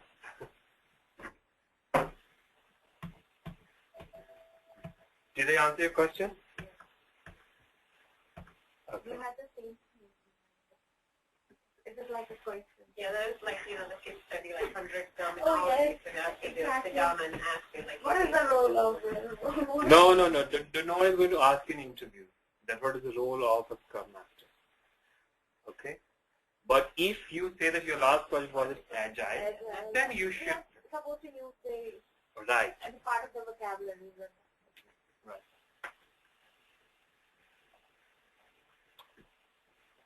Any other question, concern, comment, observation? Pallavi?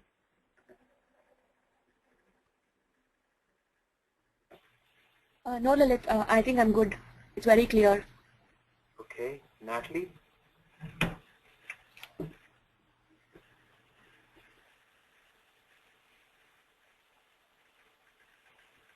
I'm okay. Q? Okay. Q? Yes, I think I'm good for now. Yes. Sindhuja? Clear. Okay. Is it clear? All clear?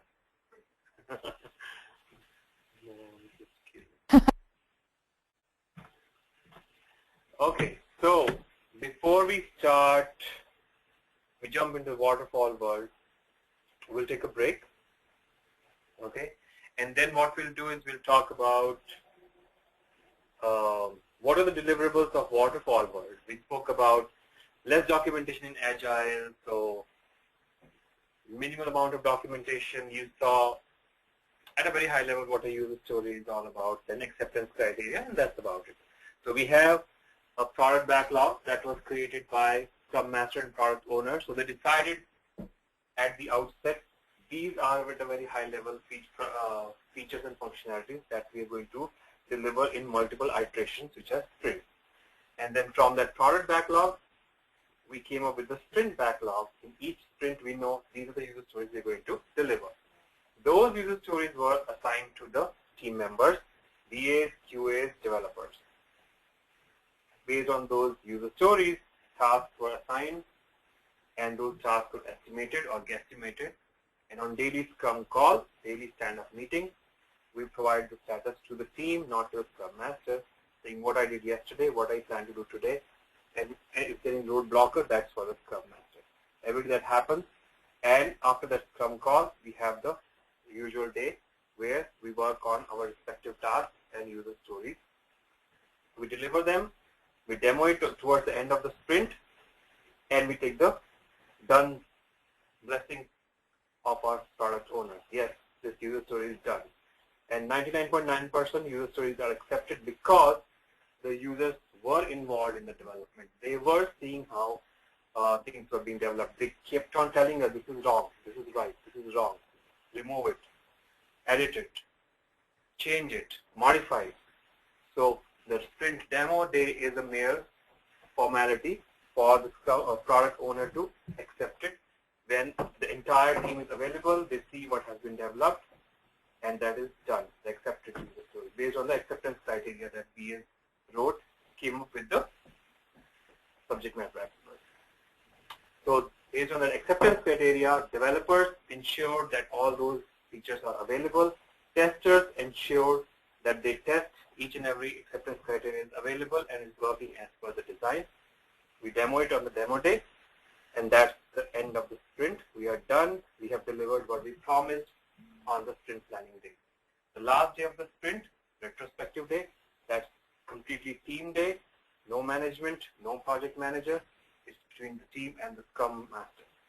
We come up with 3 kind of feedback: what went well in the sprint, what did not go well in the sprint, and what we should be doing that we are not doing, so that next sprint we are more refined, we have better team. Continuous improvement process. So that's the end of the sprint. The takeaway from the retrospective is for the Scrum Master to see what went well, so we continue doing that. What did not go well, so there's some plan for mitigating those things. And what we should be doing, they should include that based on the meetings they have with the higher management. So that's the complete life cycle of a sprint. Next sprint comes, same thing. We deliver what we promised, we demo it, we do this retrospection, next sprint. Okay, that's all about agile methodology, but we will come back once we have spoken about the waterfall as well. So you guys will be much capable of comparing. So less documentation, more communication. Come to the waterfall, more planning, more documentation, more analysis. Okay, so we will talk about what happens in the waterfall world after the break, if you do not have any question or concern so far.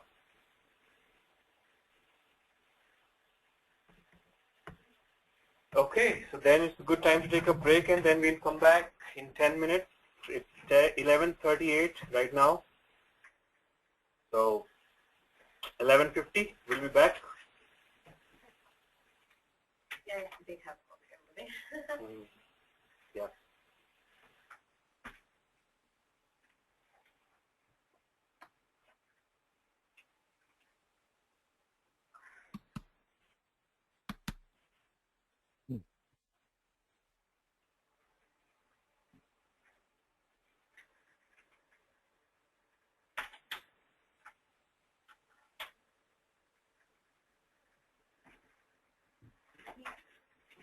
Yes, great. It's your time. Enjoy. I am.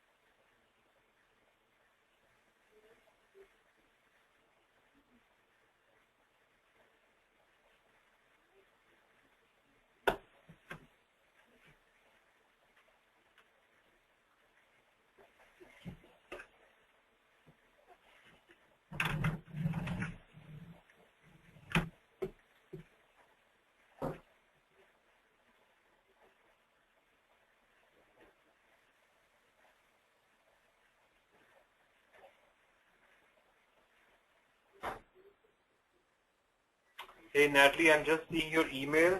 I was in the class, so I didn't see it. But good that you were able to join.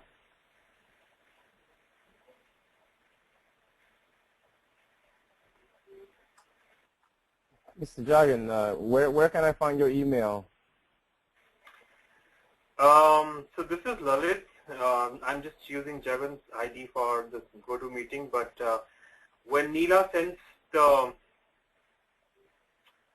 material tomorrow, or Soumya, whoever sends you the material tomorrow, they will copy me in the CC. Okay. So you can contact me via email. Okay. Let's see. Okay. Yep.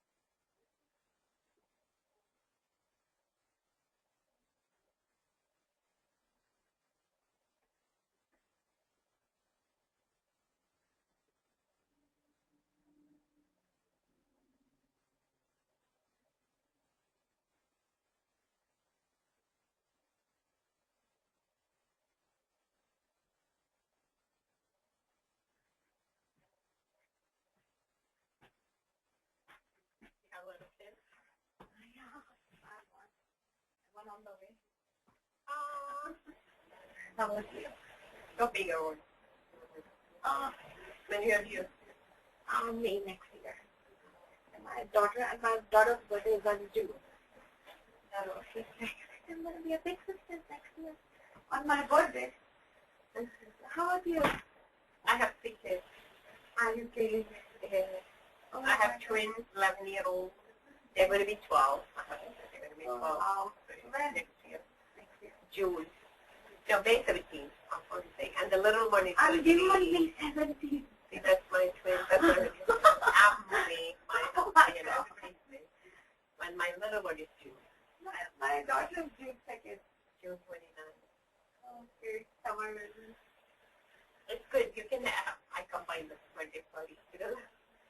I'm so scared that, I have a baby of the same size. How my daughter's birthday. Like, she's gonna kill me. And you ruined my birthday life forever. I don't know how good she will be sharing birthday. You were working? Here? But I'm a homemaker for the past 2.5 years. So it's a kid. I wouldn't want to think. It's very difficult for me. I'm always traveling and my husband works in the city. So it's okay. And I wrote this one from India back in my country. How about you? I'm working here. Presently, I'm working. Oh, nice. Yeah, 15 years I'm in the same company doing accounting. So I thought I wanted to change. Oh. And I have some friends in QA too, like that, you know. No, I just got some studies. Oh, yeah. Oh, that's good. I don't think so, but when I look at it, that's how I decided that no, I don't want to go for it. Because it's like graduate from NYU and everything like MBA finance. So I asked her, do you think I'm more community those things? I don't think I'm going to that. I mean, so we start with the That's what he asked me the first thing, can you want to be a BA or QA? I'm like, I'm not something else.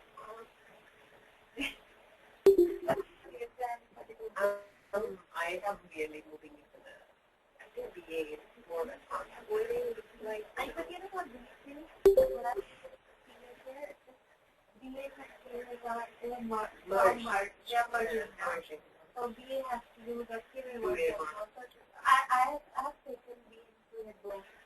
Because I have a background in IT, but not the technical part like that. 2 weeks ago, I was in client getting back to me, I was handling my business.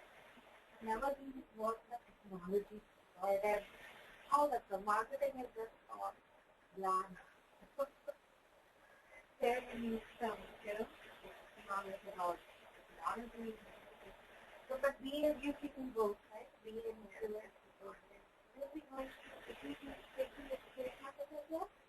yeah, the last two.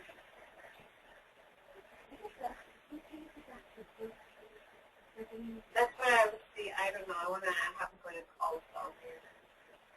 Because if it's 5 weeks, and then it mostly covers BA, the QA part is going to be that, right? Yes, I do. Yeah. I do completely. That's what I'm I think we wondering. should call it. That's what I'm wondering. I'm asking to what. Even they said there was like a boot camp. So they might not assign more classes to us. We can anyway try. And even as a 1 month and then how about that I'm traveling on 6 days. No, I'm waiting. For having my second one. But to get there, I must be difficult than if I got a job or somebody more difficult. Yeah, I know you are. I'm a lot of batteries right now. Yeah. You have somebody helpful? No, not at all. Even, I don't have a family yet. They couldn't come with my first daughter's time. I don't think so that they can make it even. But it's just like almost 3 years that I've been sitting home with one day You for get, that yeah. shit, right? How about you? Is it board of accounting? Yeah, and they change. But now you have a stable company. That's a long time. I know, but Especially these days. once you come to your point, you want it to change and make, because but I was blessed in a way because past it I have no regrets because my kids were little, so it worked well for me, very well for me. Now the kids are at the stage that they are becoming a little bit more independent. Of course. So I'm at the time that I need a change. I know it's going to be consulting and it's not going to be like Full-time.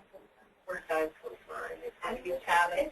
After one project you get under the never hood. thought even the IT would have. But the market is good now. There could be but at the time, like you said, it's good that if there's a recession now, BA won't be outsourced,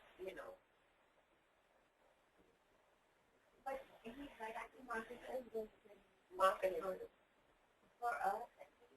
Yeah. But like he said, if we did the, we cannot say we can work only negative and stuff like that. It's going to be difficult to be in the office. There's a lot of questioning. No. Like I'm saying, example. I'm saying. Yeah, I live in this academy. Oh. And I work in, my company is in Israeli for support. Wow. Yeah. So I have like that. Perfect thing. Yes, everybody says that. But after a while, you're doing the same thing, and then you get like, oh, you want some new challenge. You're very, you need a new challenge. That's what it is. And if there is no wrong, it makes the woman. Nothing wrong. Nothing wrong. Right? Yeah, absolutely. Yeah. We were in Denmark. We just took a contract.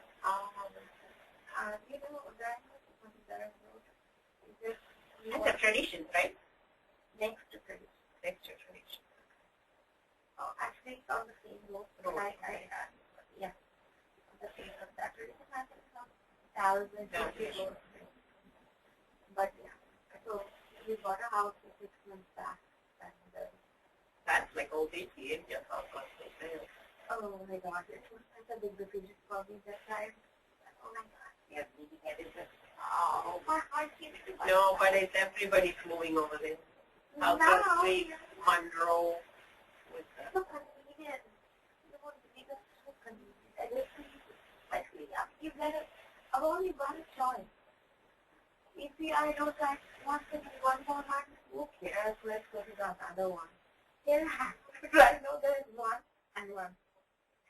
No, I think eventually it is going to be. You will get the everything. Yeah, they have a cost. They're coming with everything. Because there's a big population coming over there. Oh my gosh. Monroe and that area, Princeton, Montgomery. Even in Apostle side and Melbourne side. Sorry, not a new construction is coming up. And there are like townhouses and the foot structures, but like a whole lot of population around there. And it's going to be crowded. It's going to be another edition, I'm sure. And yeah, 10 years. You mean within 5 years you'll see a big change. A lot of restaurants, you'll see everything over there. I mean, they do have a lot, I mean, actually, especially in Monroe because of the temple coming, Aksharat over there. Yeah. I mean, it's done. Yeah, it's Aksharat. There's actually the people are, so many people are moving. Why that? Oh, that's a little. Oh, I think it's a tendency. Yeah, that you move it. I think it's a tendency of people that the kids get that. You know what I mean? Yeah, I do. Still. And Monroe, I saw a couple of houses in Monroe. Definitely they're cheap and bigger and beautiful. But I personally really don't recommend Monroe. And it's basically a senior citizen community, to be honest with you. Like my sister friend bought a house, and instead of huge house for 400, if you would have buy a house in Edison, you want to get around 600, 700. But still, she doesn't have any neighbors. She has a couple of neighbors. And she's all senior citizens around the house. And they're the kind of two families, their family and one more, the two younger families who are in that community, but definitely they bought a house because of people. So there is some over there they have for stages for the one Apple Guard.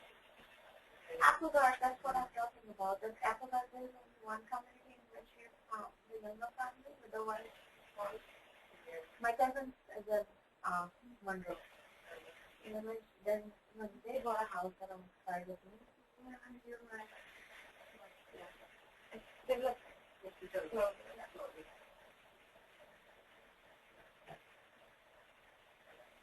I'm looking over all this thing.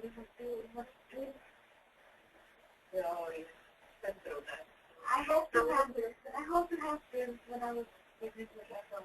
No, you don't. Oh, really? But you're done. No, it's still the done part. It's not the done part. When you have a lot of challenges on your way, your pregnancy, you know, because you're carrying 2 babies together. It's not like you're carrying a 5-pounder. You have 10, 12 pounders. And 2 babies having a space, so you make sure they have the proper roles and that. You have carries on your head. It's not just a everybody's space. Honestly. The life is a business is done. You will have to go through it. Like I have also got 2 kids. Like twins and Are you trying to find out? it's just like only 4 months. So The 2 babies, right? we have 2 daughters. I have 3 daughters actually. I have the twins too, and then the little one. Oh my gosh. We have 4 sisters. Huh? I have 4 sisters. I'm the youngest one in the family. So we have 4 daughters as well. And my husband is 4 brothers. Oh my God. Yeah. It's a deadly combo. Oh my God. That's funny. 4 brothers, 4 sisters. Exactly. And he's the youngest one as well. You don't have any families yet. Oh my God. You must be missing them. My Lord, especially when you're from, when it comes from the big family. So Yeah, especially sisters, you're close to them. Right? so it is that moment. That's what everyone goes through here when you leave your That's country. that's all how we. Try to settle down in a new world. That's what the thought is from. So how much you show up when you go to India? Oh my God. Your sisters. You won't believe last time. I I went last I year. don't even want to think about I went last year after 4 years. Oh my gosh. I lost my dad in 2009. So after that, I somehow in my back of the mind, I just lost that motivation to go and see my family. Just when I go and visit them, like girls are, I think, very attached to that. So, but yeah, I think it took a while to get over it. Okay, then quite a bit. So anyway, definitely after having the second, we were planning to visit again. It's just about every next year. My friend goes to every year. So, but it's very expensive. Right? With you have to take everybody gifts. Oh my God. Yeah. For You have kids. Right? you have your whole family here. No, my husband's part, everybody is here. I only have a brother. And he's in UK. So, my mom just came and she came here like 3 times. Comes once in a while. I don't think she don't like the cold and alone. That's altogether different. My mom lives alone in India, but in an apartment, even though she's like alone, she doesn't feel like that. There's a lot of people around her, and neighbors keep knocking on the door. How are you? My in-laws are from India too. They don't want to be here. But they are alone from because, all the kids are here. Yes, I mean that's how But it's fine. They are new fine. generation is all about. Even our parents are practical as well, right? I mean, they didn't want to come here because they feel alone, even though they have a family. But still, as my mom is saying, it's pretty complicated. And you can get like a home delivery. You just have to call. You don't have to go anywhere. So even though she's living alone, she's very much in a comfort zone. Doesn't feel like there's a park next to her apartment. But when she comes there, cold, and you guys are cold. That's the Not alone. They are all alone. It's like for them. And then you come over, next month. But they are free. They have their own circle. They have their social life. All right. Yeah, I got a company to talk today. You got company. Yeah, she's here. We got a company, and hopefully you'll see me next class. What do you mean, hopefully? Because I'm traveling. So next week, anyways, we have break. Why? On 12? Next week, we have a break, right? I think you should give a break in the Christmas week. Chat with everybody. Yes, actually. That's Yeah. why next week. Because that's Because there will be a lot of stuff that we are covering, and we are not done for today, okay? We're going to I'm we we have to do the BRD. You have to go over the BRD. You have to go over various communication channels that you are going to approach your business users. You have to go over the user stories. You have to go over the how you write the acceptance criteria. And for the next week, next class, we have to make sure that we are ready for the mini project. It means next class will be on 16th, on 16th, 20 and 21st. Yeah. That's the weekend I won't be available. I'm going maybe. We will sort it out, so don't worry about that. But we'll talk about, and Neela and Samna will get back to you with the schedule. But Well, I'm totally, I don't know, it's like a Christmas, I have off on Christmas or 5 weeks. you guys want a lot of breaks. No, I'm just kidding. One Christmas week and kids are off, No, everybody's along. we will talk about it. Yeah. We will take care of the breaks. Don't worry about that. Okay, so and any questions about Agile, user story, acceptance criteria?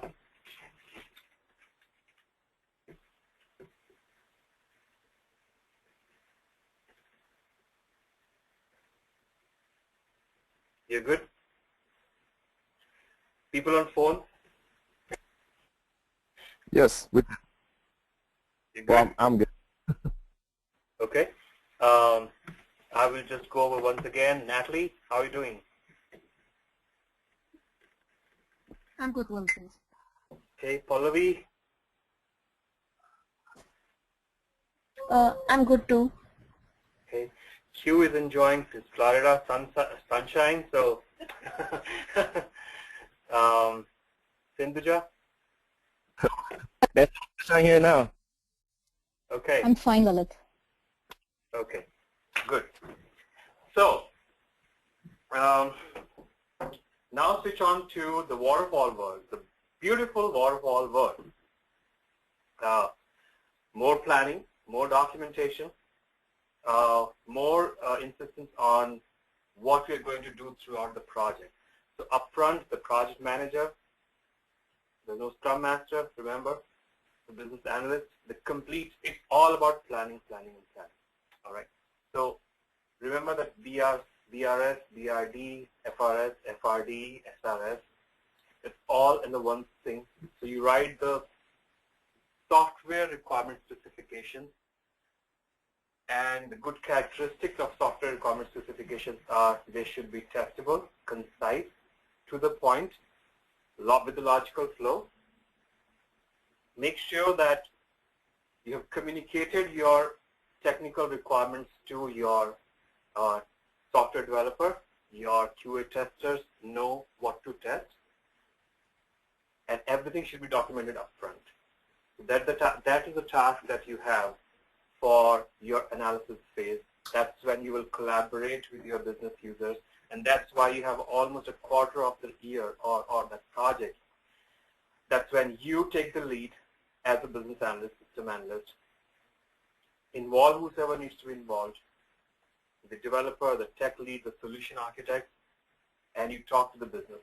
Talk to me. What do you want in this? The complete architecture of this software. The business requirement document, since it is an upfront planning of each and every description that you have to give on a silver platter to your software developer. It has to be completely precise, no scope for any kind of a mistake there, because whatever you documented, even though you're going to have a review session with your stakeholders, you will have the approval sessions, you will take the formal sign-off on those technical specifications. But what if you understood something and you conveyed it to your developer in a different way? All right. So that's all on your shoulders. So if something got documented wrong or communicated wrong to the technical team, to the software developer, God bless you then in that case. All right. So BRD, or the software requirement specification should be precise enough to a detail where I usually say to my classes, to my batchmates that an outsider, 8th grader should be able to understand what you're trying to say. No one is testing your language capabilities there, right? It should be very crisp in a logical flow, should have no technical jargon, no business jargon, and even if you have to use them, you should be able to give a complete description up front in the document somewhere, in the form of terms and acronyms and all this stuff. We'll go over what all we need to include, but I see a very big question mark on the face of our friend. Right. Okay. But you will see that a lot of planning as compared to, unlike our agile world, waterfall methodology is more about planning and documentation. So what we need to document in there: business requirements, functional specifications, non-functional requirements, all the assumptions that we are making, because remember, we are documenting this up front. So any kind of assumptions, dependencies, any kind of things which are not in scope, any open items, closed items, all the stuff we have to document it, and we'll see how it is documented. And again, this is one of the formats. When you go to the project, depending on the project requirements, company standards, benchmarks, you can have different formats. So here the format is not important. The important thing which you must concentrate and get the concepts clear about is the content, what you're going to, what is the lean meat of your content. All right? So that's what we are going to discuss in this document. And this is your bread and butter. As a systems analyst, business analyst, you have to produce. Your team is waiting on this documentation that you're going to create, because their technical decisions depend on what are the requirements that you are discussing with the team. So we'll talk about the purpose of this document. We'll talk about the reference materials. Remember, I told you if you're using any acronyms or technical jargons or business jargons, you must explain them in advance. Who is your intended audience, your assumptions, constraints, dependencies, and we'll talk about it in detail. And we'll look at the real document from a real project. Okay. So what are the assumptions that we are making at this point? Any possible constraint that can become, any technical constraint that can be a hindrance in delivering what business wants, or a business-related constraint that can become into a technical nightmare where our development team is not able to deliver something. All right. Dependencies. For example, this application that you're building has some data dependency from either internal application or external database or external vendor or any business dependency. So all those stuff we have to document in here to make sure that we have clear picture of what we are telling our team to do. All right. And again, there's no such session that you can have and you call everybody, okay, stakeholders, my technical team, my development team, everybody come together, and today we are going to discuss the dependencies of this project. It will come as and when you evolve in the discussions, and as an analyst you should be able to pick it up that, okay, hang on, there is a dependency that we're talking about. This data that we are pulling, as she said, that we are pulling it from some external data source. So what if that database is not up and running? Here, the success of our project depends crucially on some other database where we have no control. And we'll talk about in detail the examples and the real life. So then we'll talk about the proposed system, the business requirements, the functional requirements, the non-functional requirements. What are those non-functional requirements? What does that mean? Any security, training-related requirements, open and closed issues in the deliverables, any kind of appendices which are any additional things that we need to document. So After documenting all these things, we have the approval section where we take the approval of from our users, and this becomes a complete requirement package, and we have to document it all upfront in our analysis phase. By the end of the analysis phase, we should be able to deliver this document duly approved, duly discussed with the stakeholders, and they should be happy, and we all should be on the same page. Okay.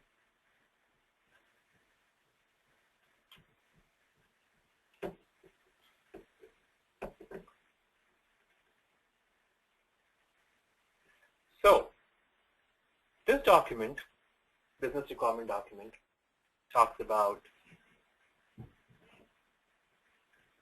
a project where, let me give you a background about this project, and then we will go over the requirement section. So this was for insurance company in New York, and this insurance company writes business with the commercial properties, so all those huge big buildings all over 50 states. All right. So as an underwriting manager, as a person responsible for giving or not giving insurance coverage to a 60-story building in New York, and I am the person responsible for making a decision whether I should give coverage to this insurance coverage to this building or not, I have to go and pull some reports and perform my risk analysis, right? I just can't take an application from the World Trade Center and give, okay, yeah, that's fine, I can give you so-and-so $1 billion coverage, and and tomorrow that building is gone and this company is gone in turn. As an underwriter, and remember how many coverages I give in every month or every week. So I have to be very careful what kind of a coverage, what is good business without any risk. Of course, there's no insurance without any risk. If I have a car, I am a risk. My car is a risk. So all the insurance companies, they have to make sure that they perform a proper risk analysis. And same goes for any bank. If I'm giving a loan or you're giving me a loan, you have to perform a thorough risk analysis, knowing will I be able to repay the loan or not. So coming back to this project. So as an underwriter, I'm responsible for giving coverage to all the application that I receive for all this commercial, huge, big buildings. So I need to know if I am, Parveen comes to me and says, I have this 100-story building in New York. I want insurance coverage for this building, property. I want to know how far is this building from seashore? What is the probability of this zone getting earthquake, flood, tornado, Katrina, all those natural catastrophes, okay? And then these are natural catastrophes, and then there are man-made catastrophes. How this area is prone to rioting or terrorist attacks or fire or that kind of stuff. So before giving any insurance coverage to any building, this project that we did and this BRD is all about was if the user enters street level address of any property, this application, this was called CUT, which is Catastrophe Underwriting Tool. We gave a name to it, Catastrophe Underwriting Tool. Okay? The Catastrophe Underwriting Tool, what it will do is the moment user enters a street level address, it will go to Google Map and convert that street level address into the lat-long, the latitude and longitude of that physical piece of land. And based on that latitude and longitude, if the user says, I want to know how far this address is from seashore, what is the flood zone, what is the earthquake zone of the soil type, the building type, the structure, right? All these things, the reports that whatever the user selected, the system will go and talk to FEMA database and provide me the, FEMA is like Federal Emergency Management Association, right? So it will go to, so there are three interfaces with this application. First, the user interface, where user enters the street level address of the property. Then based on that street level address, the system goes to the Google Maps and gets the latitude and longitude of that particular address. Based on that latitude and longitude, it goes to the FEMA website and gets me the asked for reports. How far is the distance from seashore and all those stuff, whatever I ordered. And then there is one more database from where we get the man-made catastrophes, meaning as per the previous 5 years, how many rioting incidents happened, how many people, like, there's a possibility of setting this on fire and da-da-da and all those stuff. So based on those reports that the underwriters get for this particular property, they will make a decision whether should I go ahead and provide coverage or not.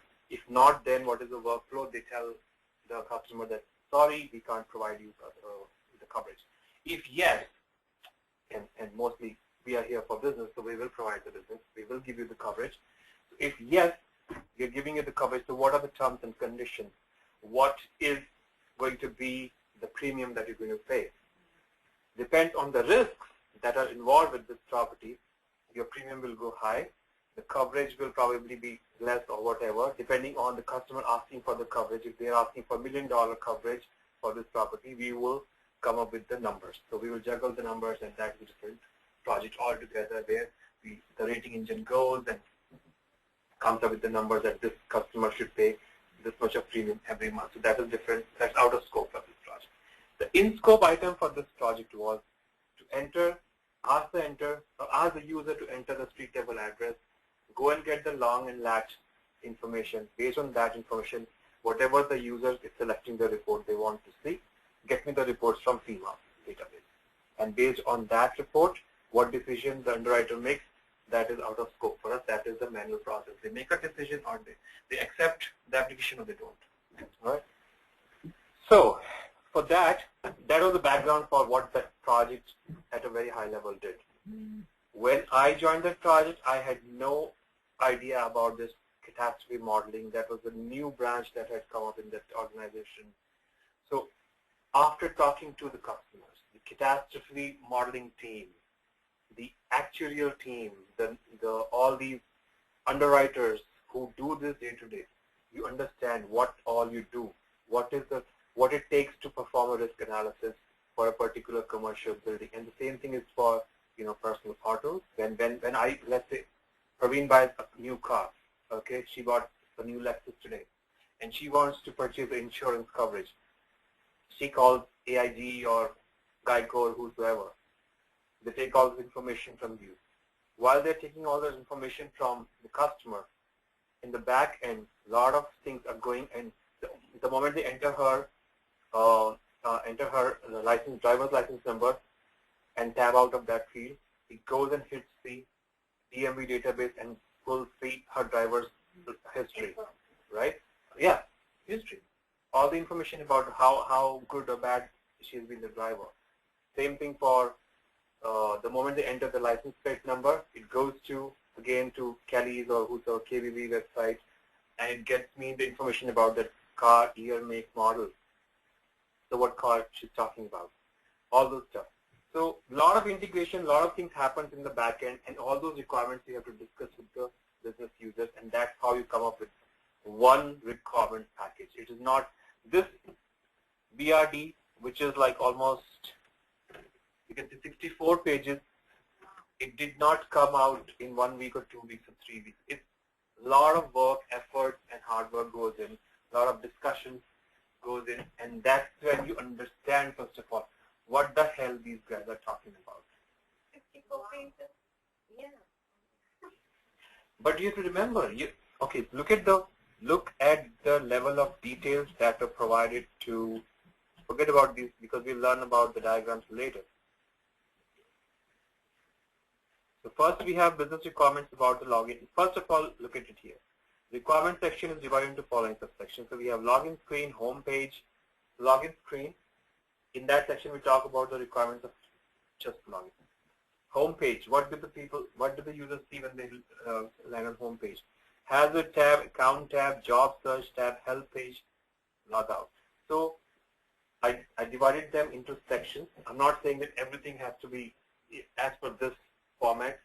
For everything I show and we discuss here, this is just a framework for you to get a hang of it, the feel of it. It depends on project to project how you deal. You will have to take it from there. But so divided into the subsections and then took one section one at a time and talked to them. Okay, if it is a login page, what are the requirements? What do they see on the home page? Web design. Yeah. Okay. So we are talking to the customers, subject matter expert of the requirements. Everything is planned up front. All the requirements are taken, and then we discuss what happens if this. So let's say, for example, 2.1a login screen talks about login requirements, so business and functional requirements for login screen. So login page shall provide the users access to the CUT system after authenticating users' login ID and password. So some brief description about what this section is about. Okay, and then we talk about the detailed requirements. So the business requirement is the system shall have capability to log in the user into the system. So the what business wants is that there should be some login credentials authentication should happen before anybody can log into this application. So that is the requirement from business perspective. Now, what is the functional specifications? Meaning how the system should serve that business requirement. So business requirement is something like the users want login capability. Then the corresponding functional specification is the login screen shall have following basic instructions on top of this. So each and everything, how the screen layout should be. Exactly, I'm just about to answer. It requires the layout of the whole home page. Not the home page. The particular home page is once we have reached inside, right, the system. But the moment I double click on an icon or I launch that application, what should happen? Beginning from there and covering each and every functionality. Okay.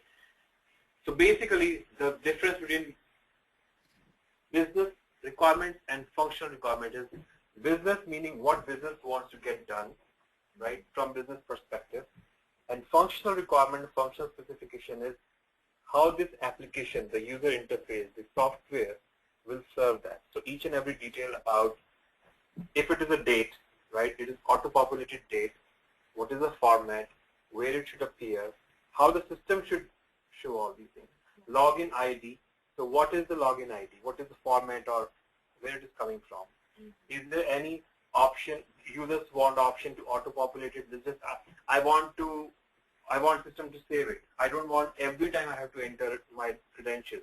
If I check on the button saying, remember me on the system, and if I check it on, then automatically it should auto-populate and password should automatically, and that should be encrypted. Like it should not show the actual word, but password should retain, the system should retain the password, but it should be encrypted with those stars. Star sign.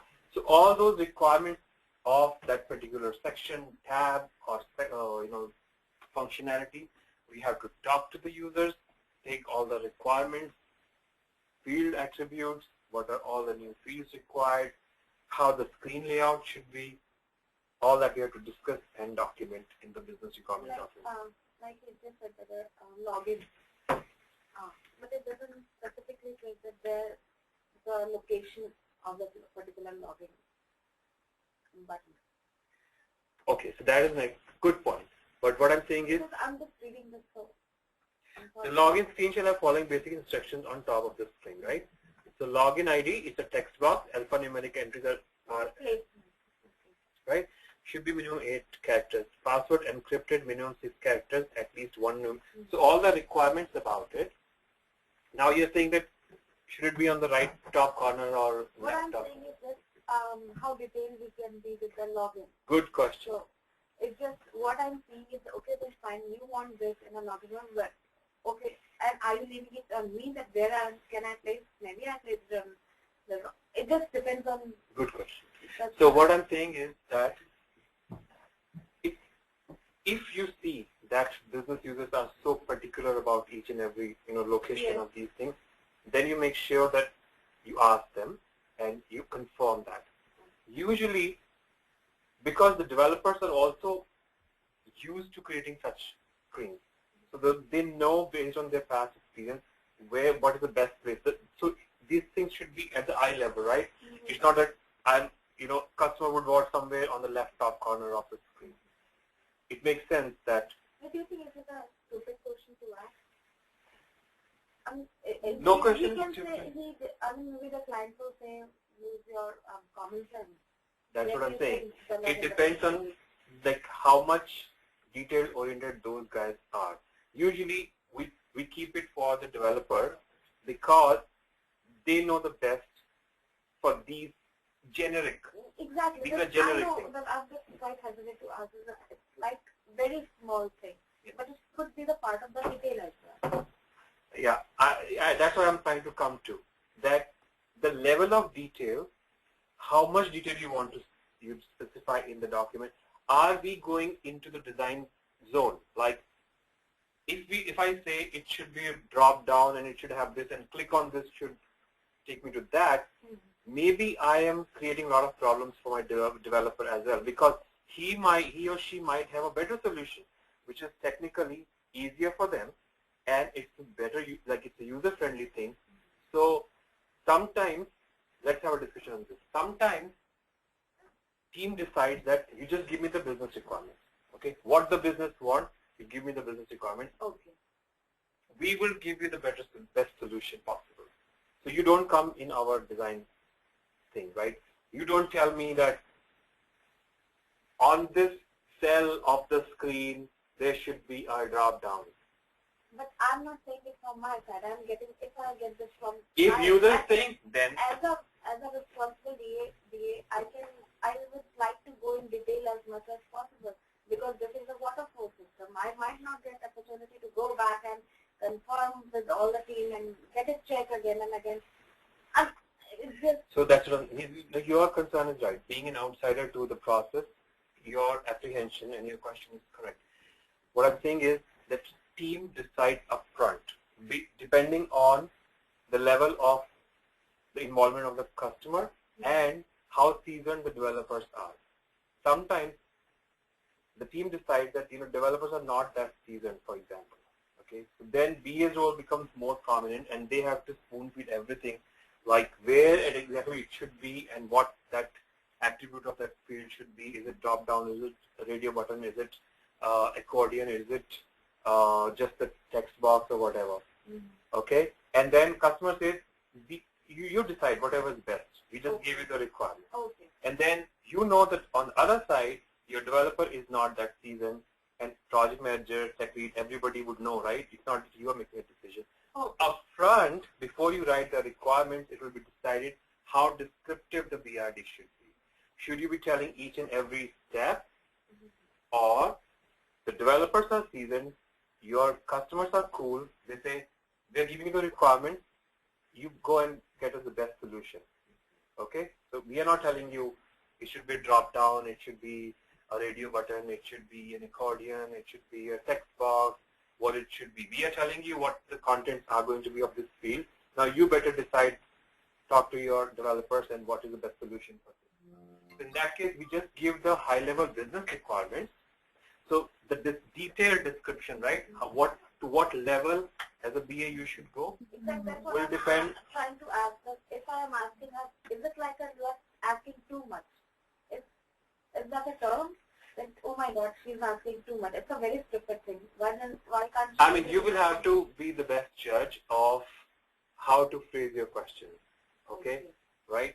So these things will be decided way before you write the descriptive VRD, at what level you want to provide the information to your developer. Yes. And that will base your questions to what level of detailing you are asking your question to the SMEs, because you're right.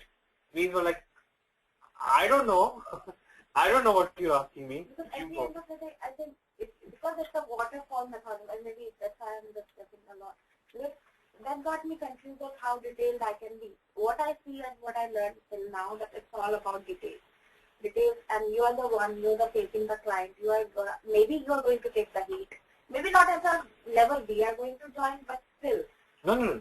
As a BA, if you are the person who's writing the requirements, you have to make sure that they are logically placed, they are clear, crisp, each and every requirement is testable, it is detail oriented. Now, what is the level of detail? Yes. That will be discussed with the team, depending on the team structure, how seasoned the developers are and how peculiar the customers are. If they say that I want to see this login ID in red color, I'm just cooking up the Sure, yeah, I understand. I want this in red color, okay? And for example, for some reason your developer says, I don't have that palette, that color. I'm just cooking it up, okay? Yes, yes. So then you have to make a decision, okay, go to customer, why do you want that red? What is it fuss about that red color in the login ID, right? Why? Let us decide the screen layout because, you know, and customers will agree to that because they should not care what color the screen layout should be. Whatever the best technical solution possible is available, we will provide to you. Just give us the functionality, the functional part of it. What do you want? And that's where we write the business requirement. So there's a clear demarcation of what the business wants. That comes under business requirements. How we provide it, this side of the thing, functional specification, how the system will actually be built to serve those requirements, that will depend on the level of understanding you have with your team, with your development team. It depends on the developers too. And Right. on the Developer might not like that you're go too much into design. We are going too much into technique. We are telling them. But I'm not going from my side. It depends on client. Maybe I'm from my marketing experience, I can say the clients, they change their mind. Okay. Like in Agile, because we are so flexible, if the client changes his mind, even in the middle of the project, we are able to deliver. But because it's a waterfall, I think it's my job to be very particular and as detailed as possible. Right. Because the time developers are working on me and the client will say no. For the functionality, client will say about function. I agree. They will change mind about the functionality.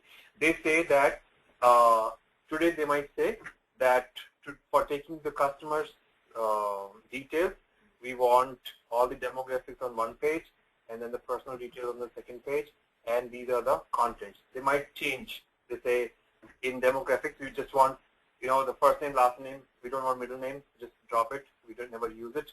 In address, we don't want address line 1, 2, zip code should be, is it possible to have auto-populated zip code based on the street line address? All the stuff they will say. Okay. But how they are placed, like for zip code,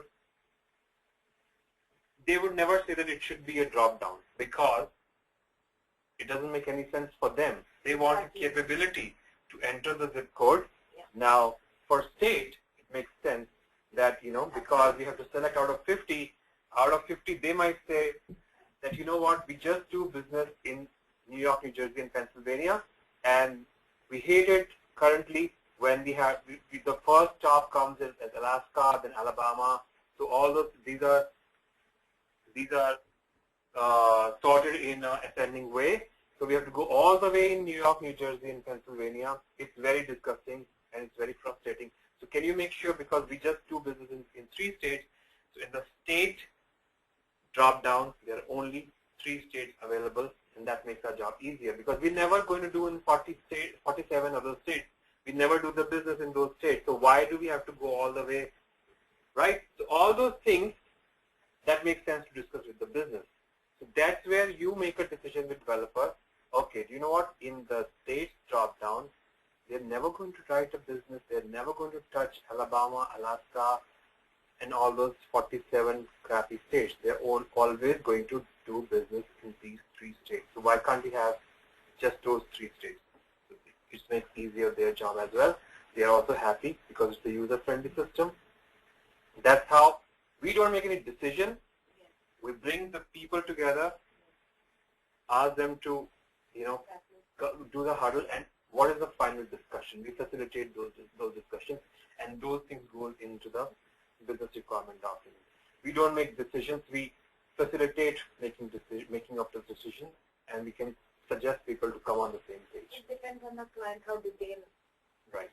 he or she is. Right. And I can tell you from the experience, your answer is valid, your question is valid, but what I'm saying is that from real-time experience, customers just, they are and they should be concerned with what they want to achieve.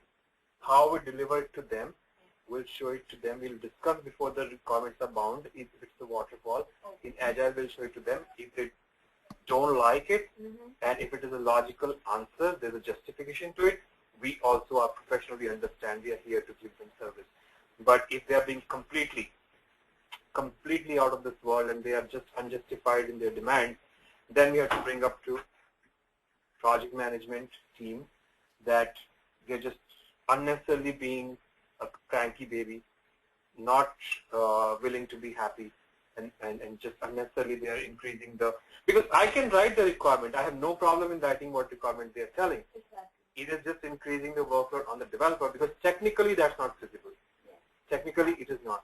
So those kind of conflicts or confrontations, you don't take those confrontations. You try to explain it, and it also depends on your rapport with the team, how you come across, how you explain these things to them, and they will understand. But if not, then you bring it up to the higher level. Do you think if it's a technical glitch, I'm sorry, No, that's good discussion that we're having. if there is a technical glitch, so as a BA, like I can take, if I have to explain something to my consumer, I can take the help of PM and get him involved. And could you please explain this in a technical term? Is it possible? Is it the option or? Yes. More appropriate person would be tech lead, someone in the technical team too, because project manager can be technically savvy person or may not be. Because primarily project manager's job is to keep a track of timelines, budgets, and resources and scope. These 3 or 4 things primarily, and we'll discuss about what are the roles of project manager too. If he's a technical person, then he may be able to help you. He or she may be able to help you. He was like, I have worked with the project managers who are technically so strong. He's like, he's helpful for the BA, but a nightmare for the developer because he keeps poking, why can't you do this, why don't you do this, because he knows the coding, right? He knows, he has done development. But I have seen the project managers who don't know any programming, who doesn't know anything, but they are good at managing the team, they are good at people's management, they are people's person. So to maintain the budget, to maintain timelines, to maintain the scope, to maintain the team structure, that's what basically their role is. So if you get a non-technical PM, then the more appropriate person is the developer or tech. I will, as a BA, you will have that option. You will have a lot of support. You will have support from project manager for admin-related things like going out of scope, asking irrelevant requests, or being unnecessarily like being pain in the neck. So all those things you bring it up to the project manager, and that's his or her responsibility to manage such difficult clients. Technically, if people are not understanding and they're just sticking to their guns and they say, we want this, even though I can tell you 99% people, users are not like that, 90%. But if there are people, and there are people and then there are people, right? So if you do meet such customers who are just being unnecessarily, they're demanding few things which doesn't make sense. So you have technical people to help you. Right. Yeah. Thank you. Sure. I always thought that for the waterfall methodology is that you have a clear picture of what the final product is, and the client won't have the ability to change the scope of the project, right? Once it starts. Not the scope. Scope is not the appropriate word, but they can change some requirements, not the complete scope. That we were going in the east direction, and in the middle of the project they say, no, they're going in west. So not the scope. You cannot change the scope in the middle of the project, but yes, few requirements which have genuine change, they can be changed. And for that, we have a change management process, and we'll talk about that in a little bit. But you're right. For the waterfall, the client's allowed to give feedback, or put some more feature into the software if they decided to. Not as part of delivery, not as part of this project. They cannot keep on adding the scope, and that's what I said. Scope creep is the most possible reason for any project to go, for failure of the project. Because if we keep on increasing the scope, or if we keep on taking new items in the scope, we are never going to end this project. We are never going to finish this project. So sticking to the scope is very important, and that's where BAs come into the picture. They do not accept more items which are out of scope originally. If there are few features that customer feels that, okay, that should be there, that will be taken up as an enhancement and in the later phase. If this project was starting in January 2015 and the end date is 2016 December, we cannot keep on taking new scope items. We have to deliver what we promised, and that was documented in the scope or the vision document. We have to stick to that scope. If something additional is coming, that will be part of the enhancement. We'll take care of that in the later phase. Right now, let's deliver what we promised, and after that, we will deliver what you are asking for more. And then that will require another process of getting the dollar amount approved for those enhancements. So it's not coming on us. We have to deliver, and that will be responsibility of the project manager, because he or she is responsible for delivering in time within the assigned budget and within the assigned resources. So we have to help our project manager in a way that we do not discuss the requirements which are originally not in scope. I see. Okay, so maintaining and managing scope is very important for the entire team. Primary responsibility is that of a project manager, but since BA discusses and documents the requirements, we also have to be cognizant of the fact that we should be fully aware of what is in scope and what is not in scope for this project. Okay, so at a very high level, can you make a sense of what is the difference between business requirement and functional requirement? So business requirement is something that business wants to get, how user, right. And functional specification is how that business requirement will be served by the software. What is the user interface, how the system will behave, what will be the functions and features available on the screen, and how the system will provide those functions. That's more technical. Yes. Yeah, more detailed. More detailed and a little bit more technical. So, as you can see, these things are uniquely identified. One more good characteristic of the requirement to make sure that each requirement is uniquely identified. There is a number attached to each requirement. This could have been, this is one login requirement, right? This section complete BRS 1, then 1.1.1, BRS 1.1.A, 1.1.B, 2.1.A, B, C. There are so many requirements written for one login functionality, right? So why these are numbered uniquely? Why they're clarity for the whole team? It's very easy to follow up. Yeah, the whole team will be really easy. Absolutely. So I could have written it in one jumbled up paragraph, right? One beautiful paragraph. We are working with a team, so it has to be specific and right. easy to understand point to point. Specific being the keyword. Because when the developer goes and he is taking each and every requirement for developing it, he knows that VRS1 has two aspects to it, two attributes to it. I have to build a login, and then there's a detailed description about what that means. And then second part is password, and that's what it means, and I have to build that. And same thing for the QA tester. QA testers, while writing their test case, they will take, okay, BRS1 has, I have to take care of 1.A, B, and I have to test each and every. So they have to pick up each and every requirement, make sure that the software has that thing, those features. So it's easier for the downstream teams, developers and testers, to pick up each and every requirement, and developer builds it, tester tests it. Developer builds it, tester tests it. So if you, as a captain of the ship, do your job more, like take a little bit more pain and write it with more descriptions and uniquely identify that, those requirements will be easier for the downstream team members. Otherwise, they will keep on coming to you for the question, for which you should always be open. However, it's just wasting of the time. And then the second purpose is that it will be very easy for the developer or the QA tester to miss on any of the content or component of that requirement if it is jumbled up in one paragraph. So if it is uniquely identified, if someone asks you in an interview what, as per you as a business analyst, is a good requirement, then you will say it should be uniquely identified, testable, clear, concise, and logically formatted or written, and it should be clear enough for everybody to understand.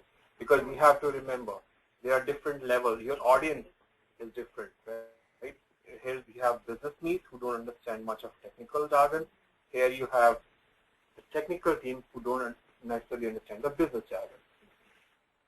So you have to bring up at a level. QA tester might have a different interpretation level. A developer might have a different interpretation level. A business executive, the boss who is CEO or executive, he might have a different interpretation. And a person working on the ground, a teller or a clerk might have a different interpretation. So you have to write the requirement in a simplistic way as easy to understand.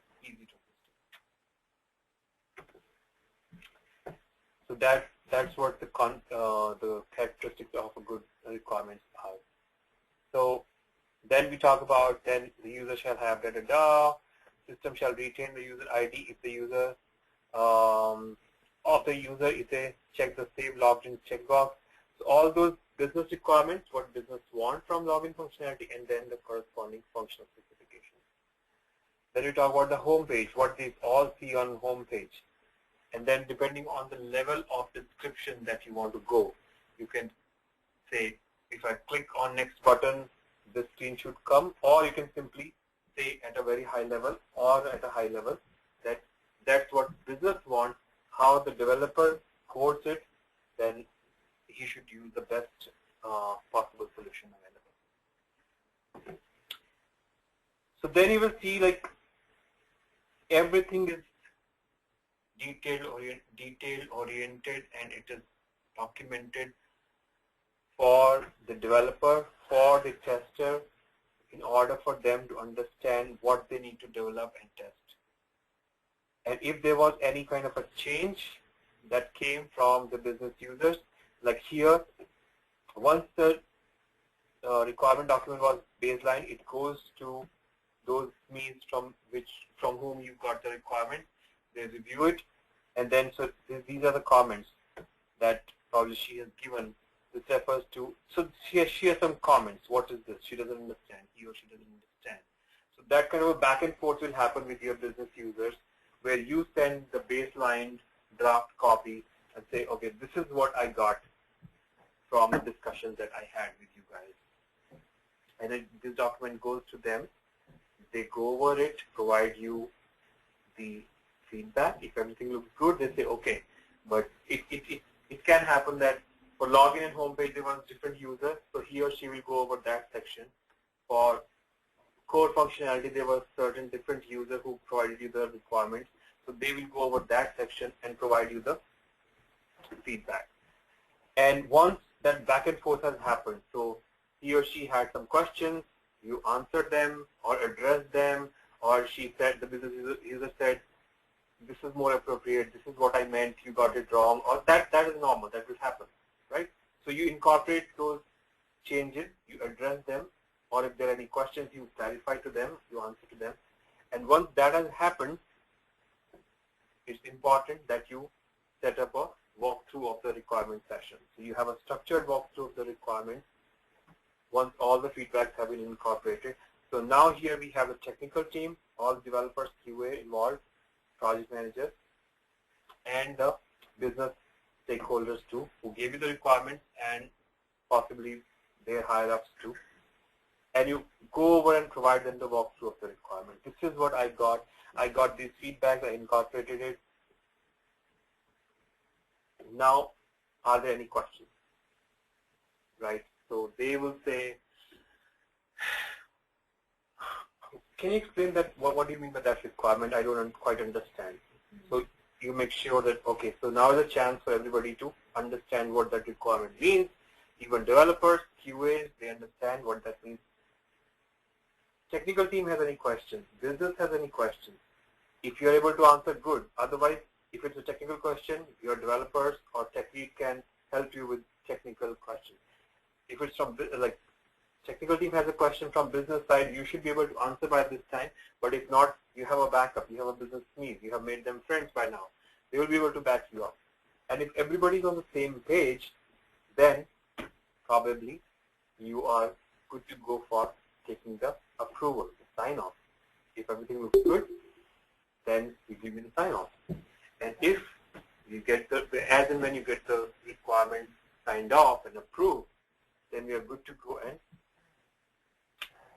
for the next phase, which is design. So we are good for design phase and development, and the coders, they write the code based on these locked down requirements.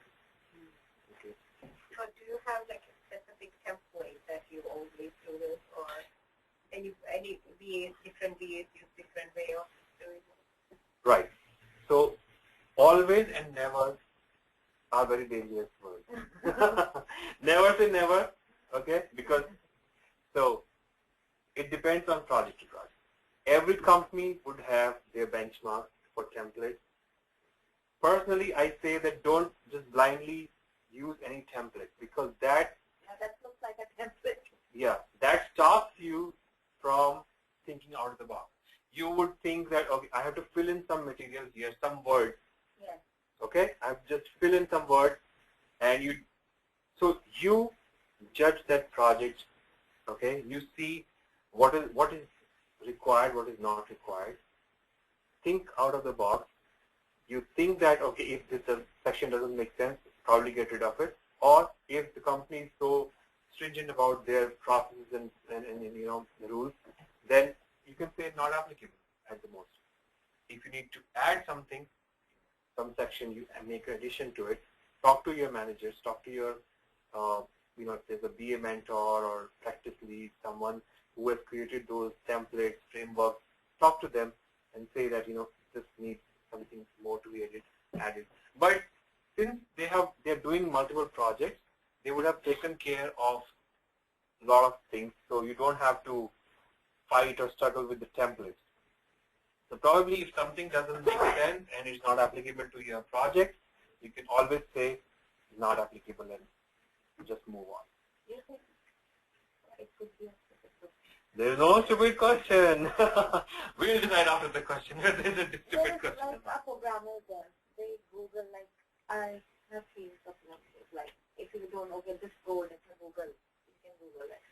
Do you think we have that liberty that, okay, then I'm not thinking, I'm not able to think any new template or something like Google it. Of course, I'm going to change the language and everything, but the presentation time, I think that's using yourself and use it. Google the template?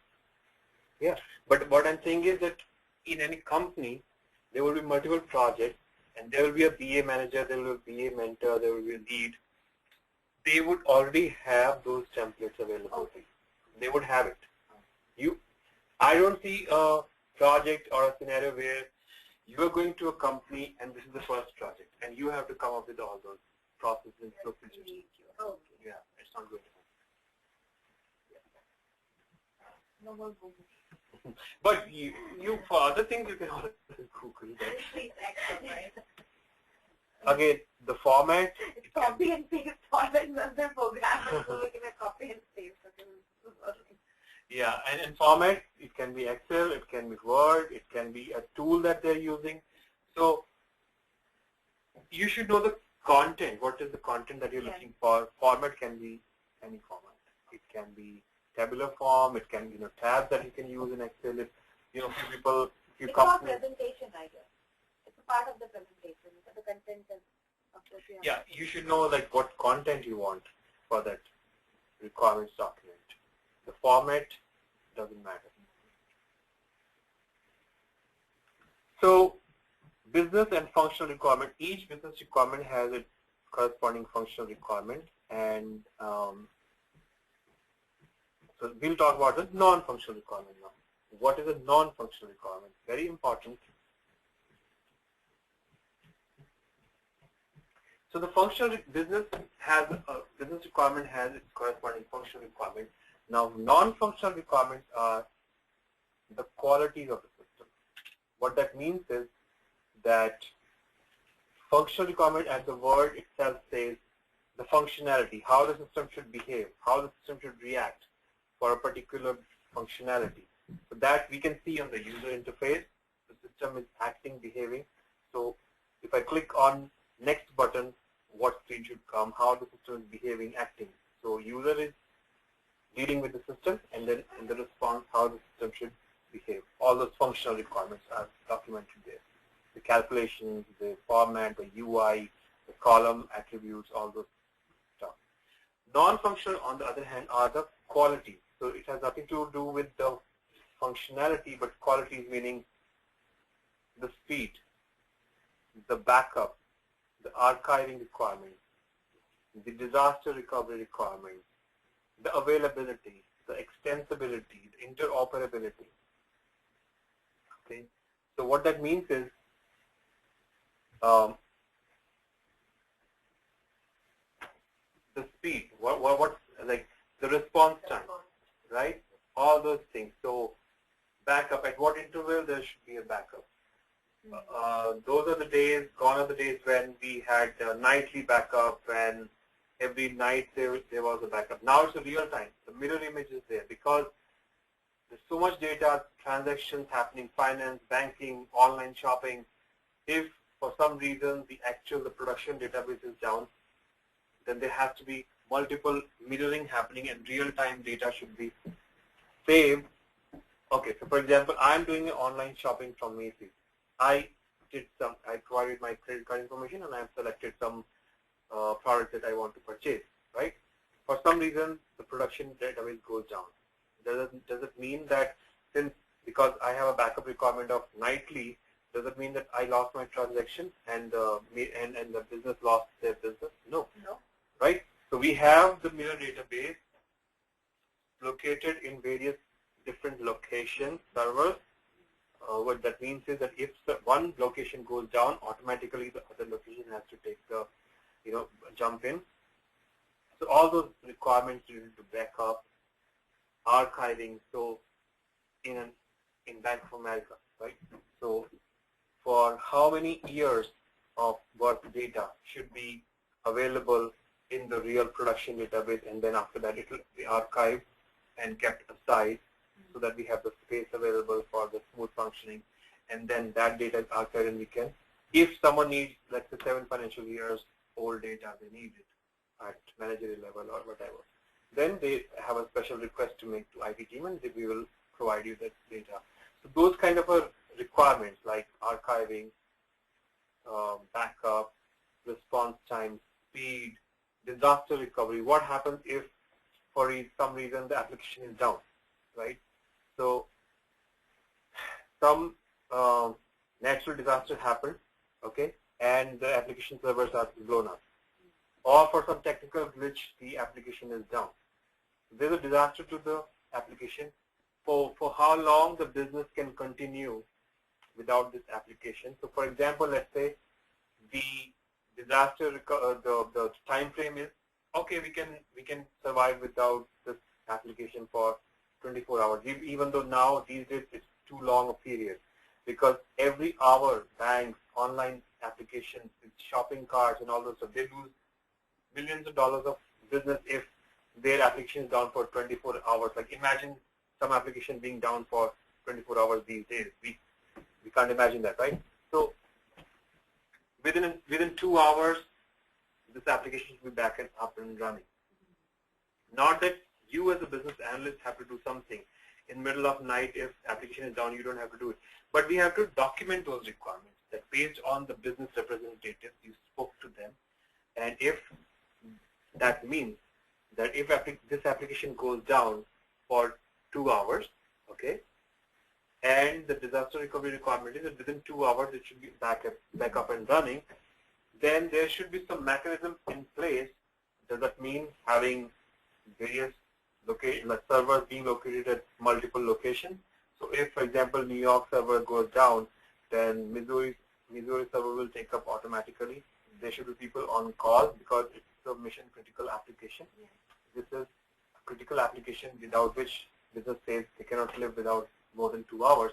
So there should be people, solution architects and tech leads and developers who should be on call available to provide support for this application. So based on all these requirements, these non-functional requirements will come up. So basically the quality, the availability, the backup, the archiving, the speed, the response time, all that stuff. Okay, but I want to understand that I think the backup time depends on the industry of the business as well, like in finance, right? Everything will depend on business. Again, that's the place where I supposed to use my common sense. Okay, this retail, we can put it on, they can have backup even in the night. Okay, it's finance, it's urgent, so they can have a backup in the night. No, we don't decide it. Okay. Business decides it. We don't make a decision that I think this is how it should be. These requirements, we have to include the technical team as well. Non-functional requirements, make sure that you involve technical team as well because a lot of things depends on the technology that we use. So mostly what we do is we do document it. Yeah, definitely. Okay. Documenting and make sure that's been conveyed, communicated to the relevant stakeholders.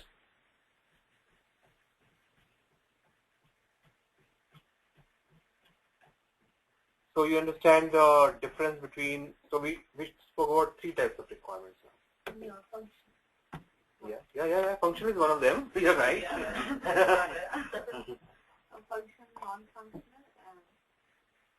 and BRS and non-functionality. Business requirement, BRS, yeah. Yeah. So business requirement, function, non-function, right? oh, Everything is coming from business though. Business is giving all the requirements. Now we are segregating them into functional and non-functional.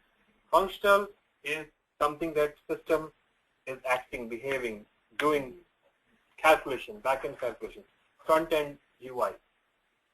Okay, non-functionals are that business don't see it though, but those are the qualities around the system, the availability, the interoperability, the extensibility, the backup, archiving, speed, response time, disaster recovery requirements, all those types of qualities around the system.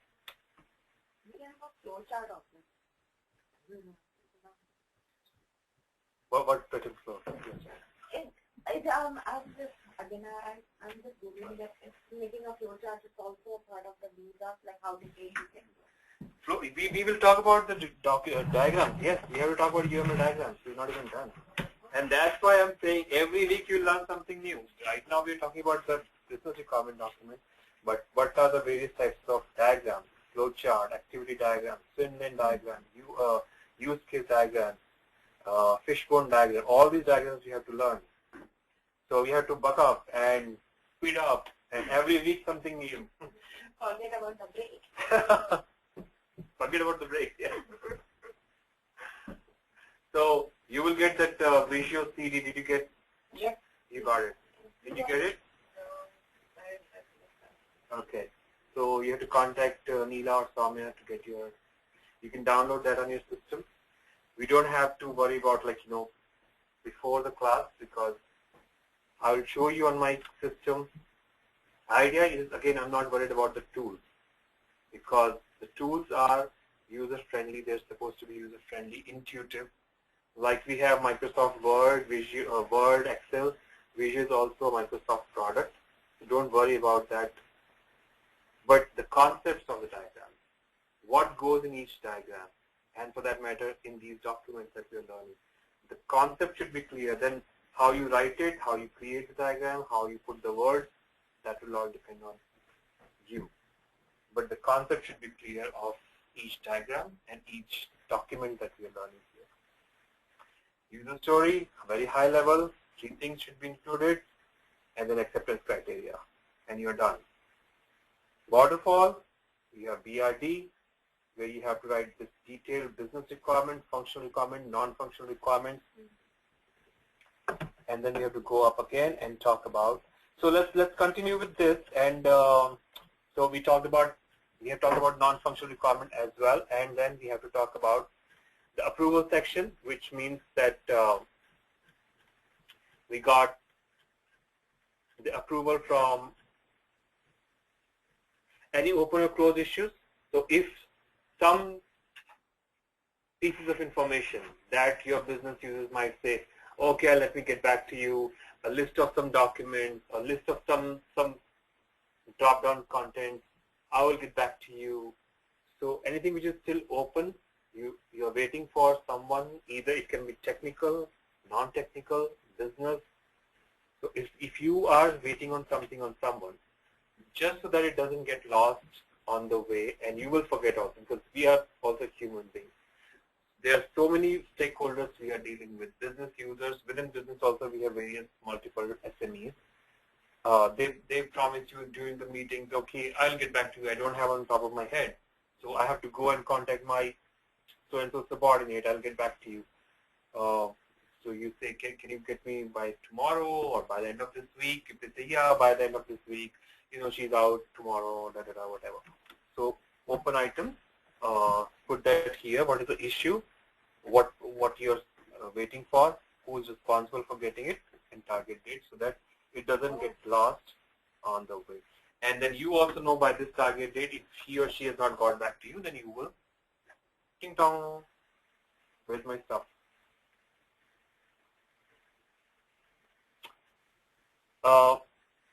Revision history, so we have to make sure that during that analysis phase, changes might come in the requirements, so we have to make sure that we keep on updating the revision section as well. What that means is that on so-and-so date, so let's say version 1, the initial version that I created, baseline created on so-and-so date, then version 1.1, what I updated based on the meeting or whatever changes, as and when the document, this document would be a living and breathing document throughout your analysis phase. It's a different story that after analysis phase, once you have the approved requirements, the requirements are locked down, and after that no change, except it's coming from the change management process, that is different. But within that analysis phase, those 2 or 3 months, when you are having a lot of discussion back and forth, so changes are inevitable. You will be having a lot of changes. So as and when there are changes, you have that revision history here, documented that on what date, what change you made, based on what input or based on discussion with whom.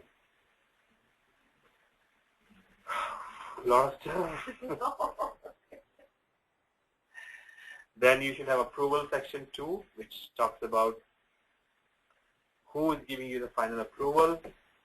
In an ideal world, you would take the actual signatures, but that's no longer happening. That you go to your sponsor and say, give me the signature, and that's where you log down to me, and after that, no change from you. So this is kind of like, again, going too much legal, but at least in the email form, you should have approval. At least that is a must. That no verbally saying that, okay, looks good. Looks good means it just looks good. We need approval in the email saying these requirements are approved.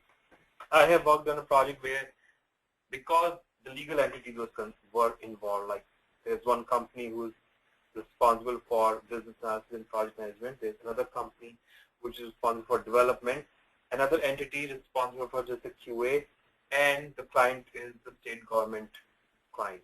3 or 4 multiple entities involved here. In those scenarios, the project manager was very particular that we have physical, like ink signature on your document, but not in all scenarios. If it is internal, right? So let's say, for example, you are working for JP Morgan Chase. Your business is JP Morgan Chase employees. We, IT team, are JP Morgan Chase employees. We have IT team. So in that case, it's going a little too far for getting the signatures. And so email would do in that scenario. And usually that's the case where we take the approval in the email. That's fine. And you can always say that, instead of signature, you can say approval received via email dated so-and-so, time so-and-so. So you can always go back and refer that where's your approval. Okay. So I know we have to discuss about assumptions, the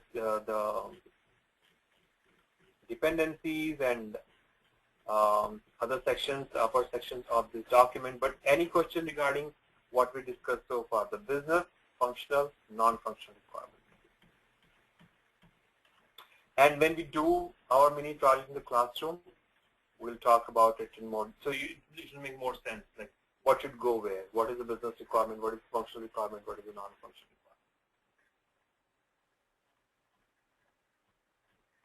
requirement. And you will also get, feel free to use this template, but as I said, you will be given something. You don't have all words convert, Google it. If you don't get anything from your manager, use this. If you don't like this, then create your own.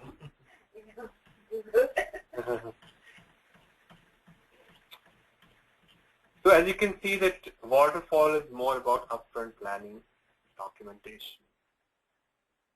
The team depends on project managers, project plan, and business analyst, BRD, and these documents become the Bible for the rest of the team.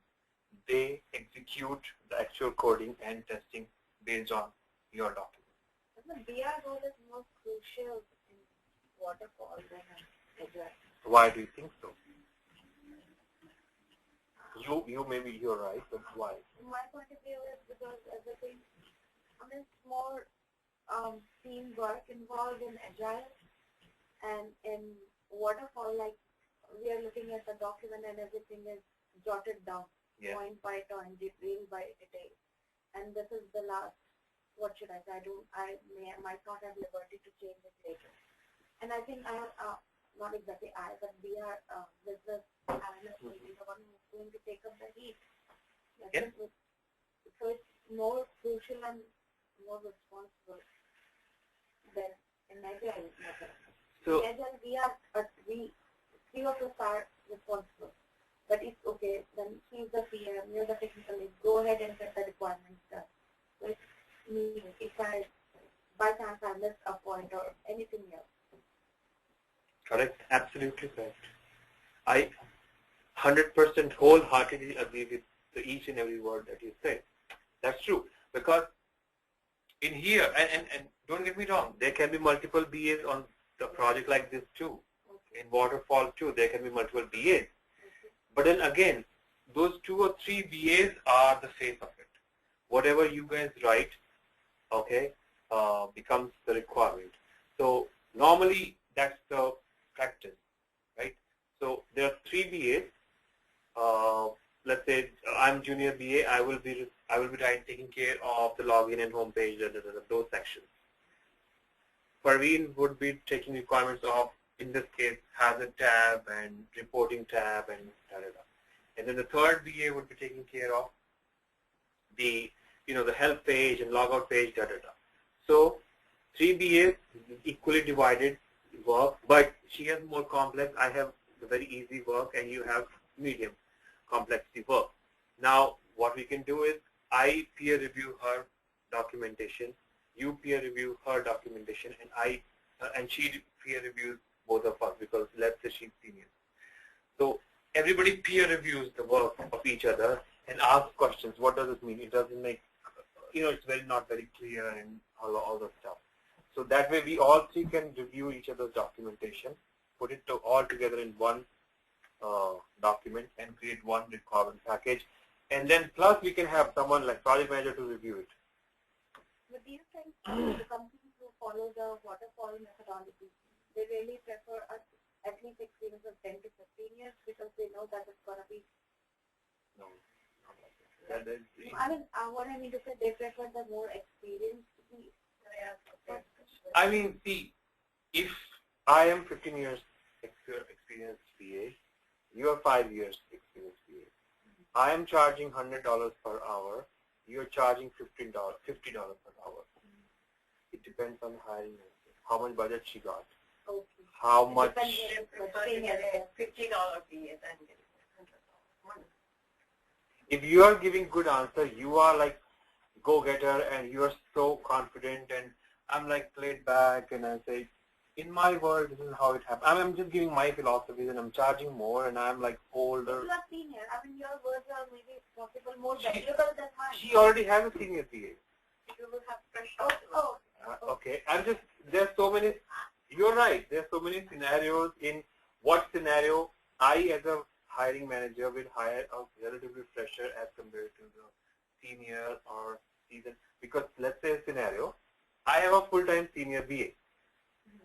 I need another BA who is there to do the groundwork, active, confident, full of energy, charge me less. After 2 years, when the project is done, she can go out, he or she can go out, because I have a full-time employee who will be there retaining the knowledge, and I have someone, right? So to deliver this project successfully, I need one temporary BA who comes here, do the work, conveys information, runs around, makes sure team is happy, conveys the information, communicates well, documents it, and once the project is done, that contracted BA is gone, and I have a full-time BA who was all along hand-holding the new BA and has all the knowledge. So I have retained my knowledge, I have my resource, I hired someone on 2 years contract, and once the job is done, he or she, if we have one more project coming up, we can put her there, but if not, then okay, good, nice working with you. Oh, there's always a scope. And there's a scenario where I have a full-time BA. He or she is junior, like we hired her from college campus and she's intern. We need someone who is seasoned BA, but again, he should come, provide all the best practices to this my junior BA. So I will hire him who is like, seasoned BA, pay him $100 per hour, take best practices, knowledge from him, ask him to create all those, solutions, suggestions, templates, create all those things. And once this project is done, and he goes out, and my junior BA continues with all those knowledge that she gained. So it will depend on the existing team structure. What is the budget? And the budget, and the hiring manager's needs. Okay. Right? So there's scope for everyone. There's a lot of work. It's being at the right place in the right time, and plus your luck. I think it happens in every business. Everywhere. Trust me. IT and contracting projects are no different from any other job. Sometimes people do so good. I mean, that's why I want to tell you this, because don't take it to your heart that if you did so good in the interview, but you never heard back from them. It happens because we know someone within the team came out from some other project. So we have 5 BAs, all are working, including me. Okay, we are working on something. Our BA manager has a requirement. He is interviewing, and I was assisting him in interviewing someone. She sounds so good, perfect, everything. Like if we had everything ready, we would give her the offer. And we thought in our mind that we will give her offer. We're going to give her offer. Come Monday, we come to know that in some finance department, one project got scrapped because of whatever reason. Even we don't know why, what happened. Some project got scrapped, the feasibility didn't go well, something didn't go well with the vendor, okay, the project got scrapped. So the entire team came out, right? So we got our 1 BA back. So we have to utilize him or her rather than hiring someone new. So if you don't hear back from someone, that doesn't mean you didn't do well. A lot of things depend on project got scrapped, project didn't go finalized, we didn't get the approval, business changed their mind, we got some resource back from internal refilling happened. Okay. So they're outsourcing the project. Yeah. My bad luck. It got outsourced after getting interviewed. But how would the outsource? Okay, no, it's quite possible. How would the outsource BA would work? I mean, you're not on the site. For BA, that's what my understanding is. You have to be on the site. In those cases, they make sure that BA comes on site and they work with the team.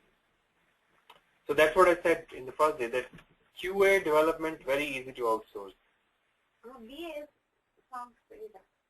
Even if you give everything, like, the company has given all the complete IT outsourced, then BAs at least would have to come and work on that.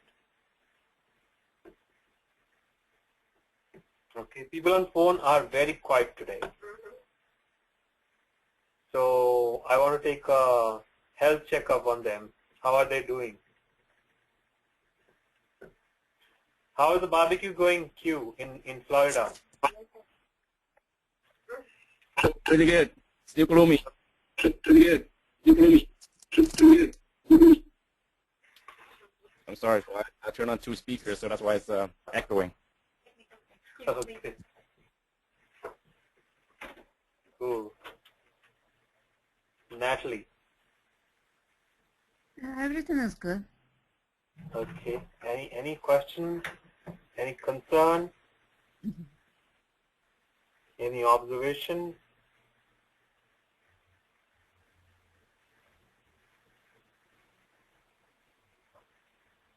Okay. Then we will talk to Pallavi. Everything is clear, Lalit. It's clear for now. Yeah. Good. Sindhja, any question, comment, concern, observation? No, not at all. Too much of information in one day. Too much of information. Okay. Too much information. So what should we do about it? Suggest me. Give me suggestions. What's the way out so that I can serve you better? I went, it needs to sink in. No, I understand, but I'm just speaking it aloud. What should we do as a team? Again, you have to start thinking as a BA, now the professional BA. Start thinking. So what we have to do to make sure that we include, the entire team into the conversation and make it better for all. No, I'm just kidding. Okay, so too much information, feedback taken, point taken. So going back to the first few pages of the document, we talk about the introduction, why we are writing this document. Okay, so the data about the data. Okay, so information about the document.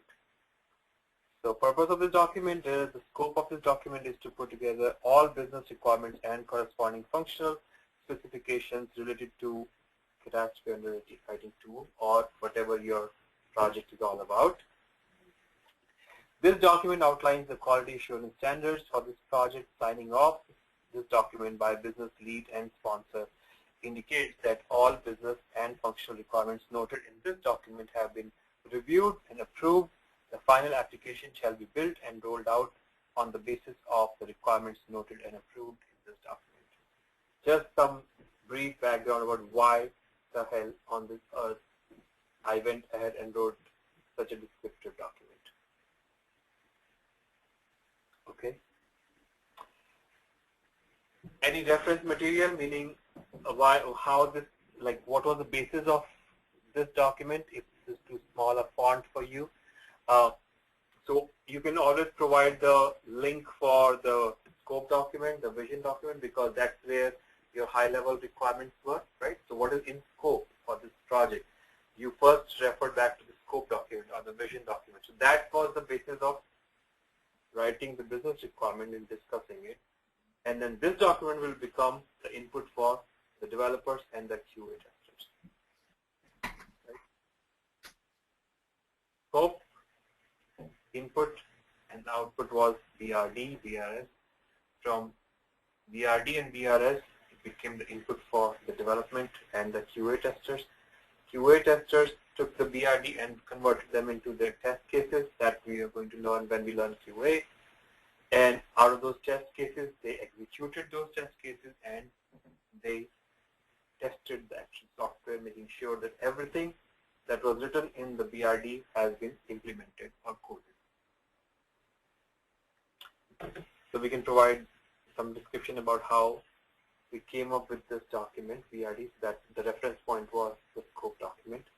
Terms and acronyms, so whatever, as I said, nothing should be unclear to a first-time reader. Your audience, take care of your complete audience, whatever new terms or short forms or acronyms or technical jargons or business jargons, terminologies that you're using, make sure that you expand it, explain it. If it is a short form, then you expand and write the expanded form. If it is a jargon, technical jargon, explain it well. If it is a business terminology which is not used that often, then you clearly define it here. So that wherever you use this short form, because it's not always possible and doesn't look good, right? Always I'm writing the full form of something, right? There are a few things that once you can write it in expanded form, and therefore thereafter you can always use it. So once when you use AAL, you can say in brackets or parentheses, you can say average annual loss, but it doesn't make sense that every time, each and every time you're using the expanded form. So you explain it well so that whenever someone is confused or is not sure, they can refer it back to your acronym. Yeah, you have to be detailed.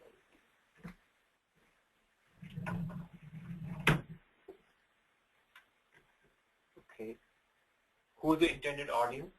You should be clear in your mind for whom you're writing, who is going to consume, who is the consumer of this document that you're writing, so that if it is clear to you, then you will make sure that, okay, so John Smith in actuarial department is going to read this. How is going to react? Will he understand the technical terms I'm using here? If you have your audience clear in your head, then you will write on the clear and simple language. If you know, okay, my QA is also going to read this for converting them into test cases, and Catherine Kate is the QA, so you know she's going to read it. So you will make sure that you don't write a lot of business jargon, business terminology. And even if you write, then you will explain them in some section somewhere. So having your audience clear in your head is very important. Who is going to read this, who is going to consume this, and for what purpose? So for the business side, underwriters, actuarials, or CAD modeling team, don't go with these terms because you are not part of this project, so you will not understand who they are.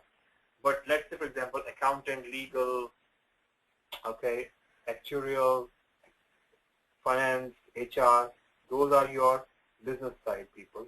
And then you have QA developers who are going to read this for converting that into actual software and testing it. So once you have all those roles clearly defined in your head, you jot it down here. And then every time you're writing the requirements, you should keep in mind both the words. No technical words, too much for the business people, not too much business stuff, terminology for my technical team, and making sure you bring it together both on the same page by explaining it to us. Yes, ma'am. Is it a single document, or can you prepare like two reports, one easier for the technical team and one easier for the business side? So, good question, good observation. You can have, like here, we have business requirements and corresponding functional requirements in one, right? So what you can do is you can have one document which only talks about business requirements, and the other is technical specifications where you have functional requirements. But I am not an ardent proponent or advocate of having multiple documents, because then again a chain of thought will be missed. Someone might read just the business requirement, then there's another document, then there's a use case document, then there's something called the diagrams you have written somewhere. Mm-hmm. Try to have it one requirement package as much as possible. It's one requirement package. Try to use simple language so everybody understands it, rather than having multiple documents going around and then missing the information from one. The meetings, yes, right? Everybody. But it does happen. That's why you can go in a company where there's a BRD, which is business requirement document. Purely business requirements are there. And there's a software SRS, which is software requirement specification, where you write the technical requirements. That's why they're different names and different deliverables, but usually it's one requirement package that should include each and every information about that project. This whole report is for 64 pages. Does it make a difference, like I'm adding one more for the technical side? Is it a report on like 65 for a page and 65 for the technical? You will be making... Not going to be the whole report, but just to make things easier for the technical team as a PA. Yes. You divide and conquer as per your team structure, but then probably you're going to make your life difficult because first you have business requirements. Then you're tying it back to the corresponding functional requirements, right? So then it will be difficult for people to follow it through. Sometimes they're like going up, down, where there is a connection. Because remember, we have to have the traceability also, that this functional requirement corresponds to that business requirement, right? So maintaining the traceability will be very difficult for you. I can add a column. That's what we have it here. That's what we have it here. Business requirement and corresponding functional requirement. Here's the business requirement, here's the corresponding functional requirement. Right?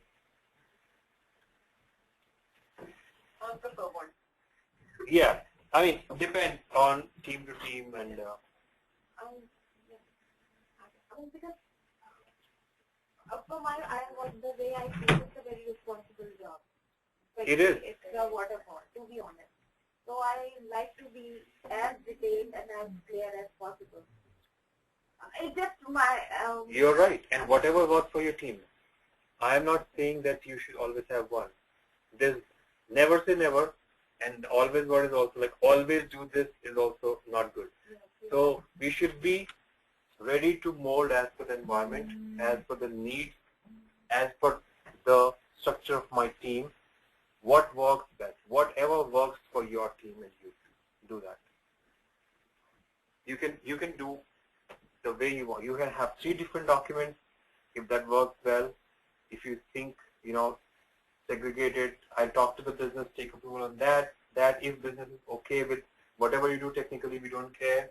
How you build the software, we don't care. These are the business requirements, then so be it. But if you want to have a combined and everybody on the same page, try to bring a little bit technical team to business side, a little bit business side, educate them and bring them to technical side. Remember, the BA job is also to bring everybody on the same page, coach them, bring them together. Communication is the key. So that's what you're trying to. If I'm communicating through my report, like you said, I really like that role description and then one more column for the technical team. Do you think it's relevant or I'm just doing this? Role description means? I'm just giving an example. Okay. And like here you said intended audience, Right. just role and the description of the role. Right. And there is something other like function for the technical team. So I can do that way as well. It means I'm not merging it both in one paragraph. I'm just jotting down, writing the Okay, so let's go to the different languages. One is technical and one is business. Side to side. Rather than adding another page or another going from another hassle, I'm just adding one other column and writing the same thing in 2 different languages. Does it sound stupid or? That's what it is here. Fine. Okay. This is the business requirement coming from the business side, what the business wants. Business wants to have a login functionality. Okay? Here we are explaining to the developer how we want it done in the software, how the software should work. Okay. Right? You want to add one more, you can. But what are you going to write? What are the other details you want to write? No, Yeah, I can tell you, you can add whatever you want to add and get rid of whatever doesn't make sense to you. Whatever works, you can do that. Okay? Should be only to the point. To the point. Right. Is there a term in there like too much information? Do you think? Too much information. there is. How much information is not, but the less information is. No, what I mean to say as a real like you said, that it's a link between the client and the team, and there is maybe possible my team screwed up in some way. And I know I'm not supposed to tell this to my client that, oh my gosh, my PA, because my project manager just resigned yesterday and we don't have any clue, and we don't have a, definitely you don't look bad in that term because I'm representing my company. So now you're talking about two different entities. You're talking about that software development is outsourced to, let's say, Wipro, Infosys, Accenture, that company, and your client is Bank of America. You have to understand, IT project happens in a way that you just explained, that you have a different company and you're working for a client. Mm-hmm. It is quite possible that you're working for the company itself. The clients, the business users are employees of that company. You're also an employee or a contractor of that company. There's no hiding behind in that scenario. Okay. I'm talking about that. Okay. Now, if you are working for an outsourced company, in the example that you gave, now it depends on how much information. I'm so sorry. I'm just mixing my previous experience and here and throwing out questions. That's absolutely fine. I'm just, okay. It's good for others to understand, and good that you brought it up. So there are two scenarios. There can be multiple scenarios. One scenario that you're coming from is that it's an outsourced company who is taken charge of implementing the software, and you have a client. So let's talk about Bank of America, the example that I know. Bank of America in Pennington, they have outsourced all their IT to Infosys and TCS. So TCS is a different company. People come from India or wherever. They come here, they sit in Pennington. They are doing the development, QA, and probably project management too. So they report to TCS, okay? Their company is TCS, Tata Consultancy Service, right? They're working for a client called Bank of America. So in that case, there are two different entities. In that case, you know how much you have to speak with client, and your managers will take care of that. And if you speak too much, then you will be in trouble. Yeah. Now, imagine a scenario where JP Morgan Chase, New York, right? The customers, the users are employees of JP Morgan Chase. The developer, DA, QA, they also work for JP Morgan Chase. You are part of IT unit, IT team. They are part of business operation unit. So in that case, if your project manager is gone, or what you have to tell, these are all part of the personal. Yeah, this is all personal, interpersonal. That's I think easier. Yeah. So mostly we are either hired as a consultant or contractors directly from that company, or the third party. So it will all depend. There's various combinations. I think I'll confuse the roles with the client relationship manager. No, there is nothing like that. You are part of the team. You are part of the company.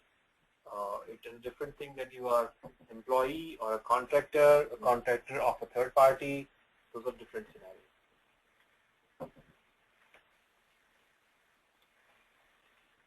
So, assumptions. What should come under assumptions? What are assumptions? Something that we are assuming will stand true towards the execution of the project, and informed assumptions. We are saying that we are assuming that if this application that we are building that needs an infrastructure, or let's say types of machines, we should have Windows 2010 and beyond. Below that it will not work, right? So we are assuming that those kind of environments will be made available to us when we are ready to deploy this system. We are not responsible for procuring the licenses of the environments or the operating system. So we are saying that we are assuming, since this application only works on the systems which have Windows 2010 and beyond, those things will be procured by the time we are ready for deploying this system. Another example of assumptions. We are assuming that all the team members who are approved for this project, they will be made available to us throughout the execution, because if someone is let go or someone resigns, and that is the responsibility of the project manager to refill that position. But there will be a lag time for the next person to come and take over and understand. So if there's a tight deadline timeline within 3 or 4 or 6 months, we have to deliver this, and someone is going on maternity, someone something is happening. In this particular scenario, we actually knew that 2 of the core developers, the subject matter expert of the development team, they will be let go within 3 months. So if that is the case, we know that's coming. We have to make sure that we raise our voice, like we document somewhere so the team knows that what is the plan B or mitigation plan if that assumption doesn't stand true. Okay, so anything that we are just taking it for granted, we are documenting it that these supports need to be provided to us continuously in order for us to deliver this successfully. And plus few assumptions, something like, for example, I say that the current software that you guys are, the business is using, it is processing 10,000 applications in 1 month.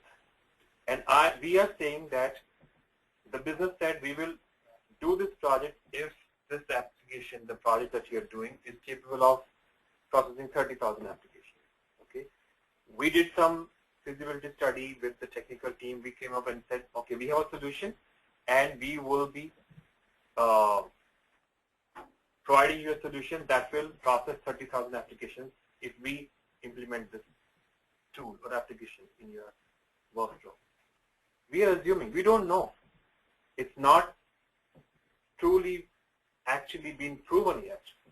So it's just an assumption right now. Based on that assumption, we are doing this project. We are saying once this application is deployed and goes in production, the users will be able to do so and so things. It's just an assumption. We are working on that assumption, thinking that that will stand true even after the project is implemented. But right now, that has not been proven yet. Anything that stands as an assumption, we documented in here. Okay.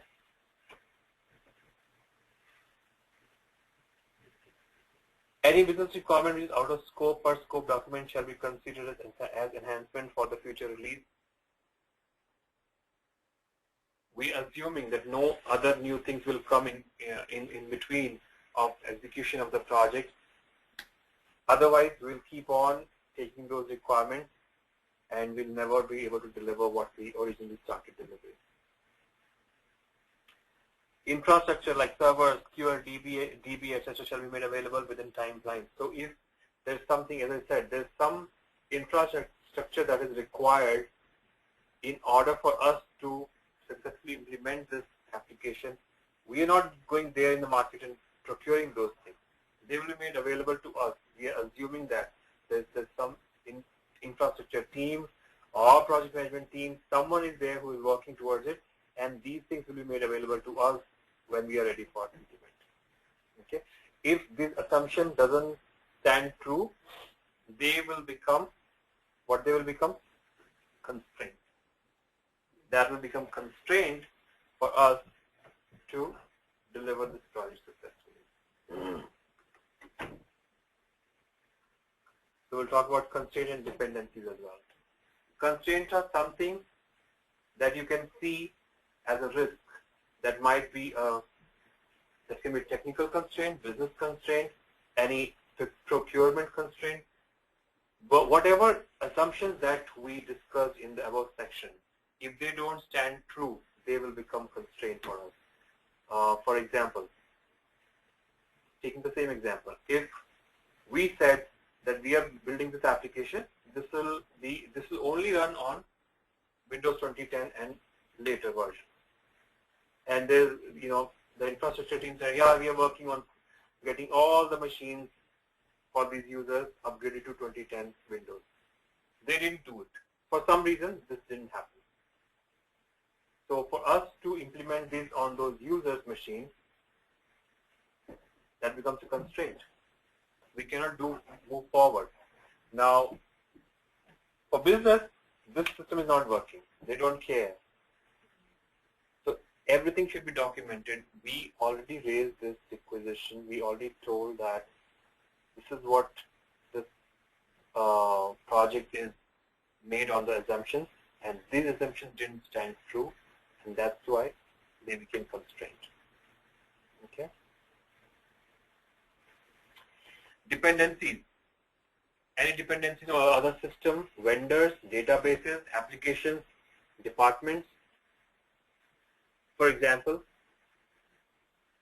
in this case, let's talk about this application itself.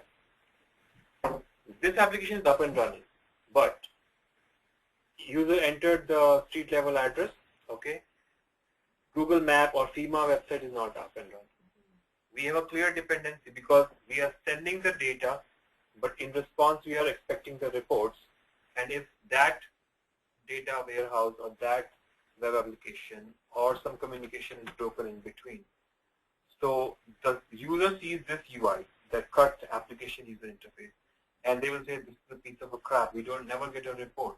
But there is a clear dependency of this application to provide the output because there are two integration points. One is you enter the street level address, it goes to the Google Maps and converts that into latitude and longitude. From that latitude and longitude, the system takes it and goes to the other website and brings you the report.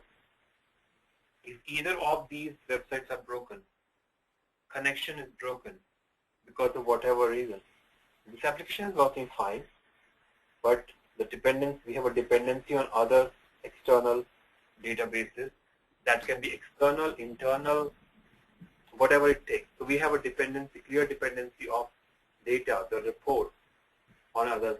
If those systems doesn't work properly, then the efficiency of this particular system that we are building may affect. So that should be clear and loud to everybody. Not that we are responsible for it, we're just documenting what are our dependencies. Based on that, we are building. So this looks like a standard language, for the yeah, that's a given. That's always a given that that's there. But just as an example, but the other example that I gave you, that's more appropriate. This may not be what is written here is not the best example. Okay. But the example that I'm giving you is more appropriate. Plus, anything like the example she gave, where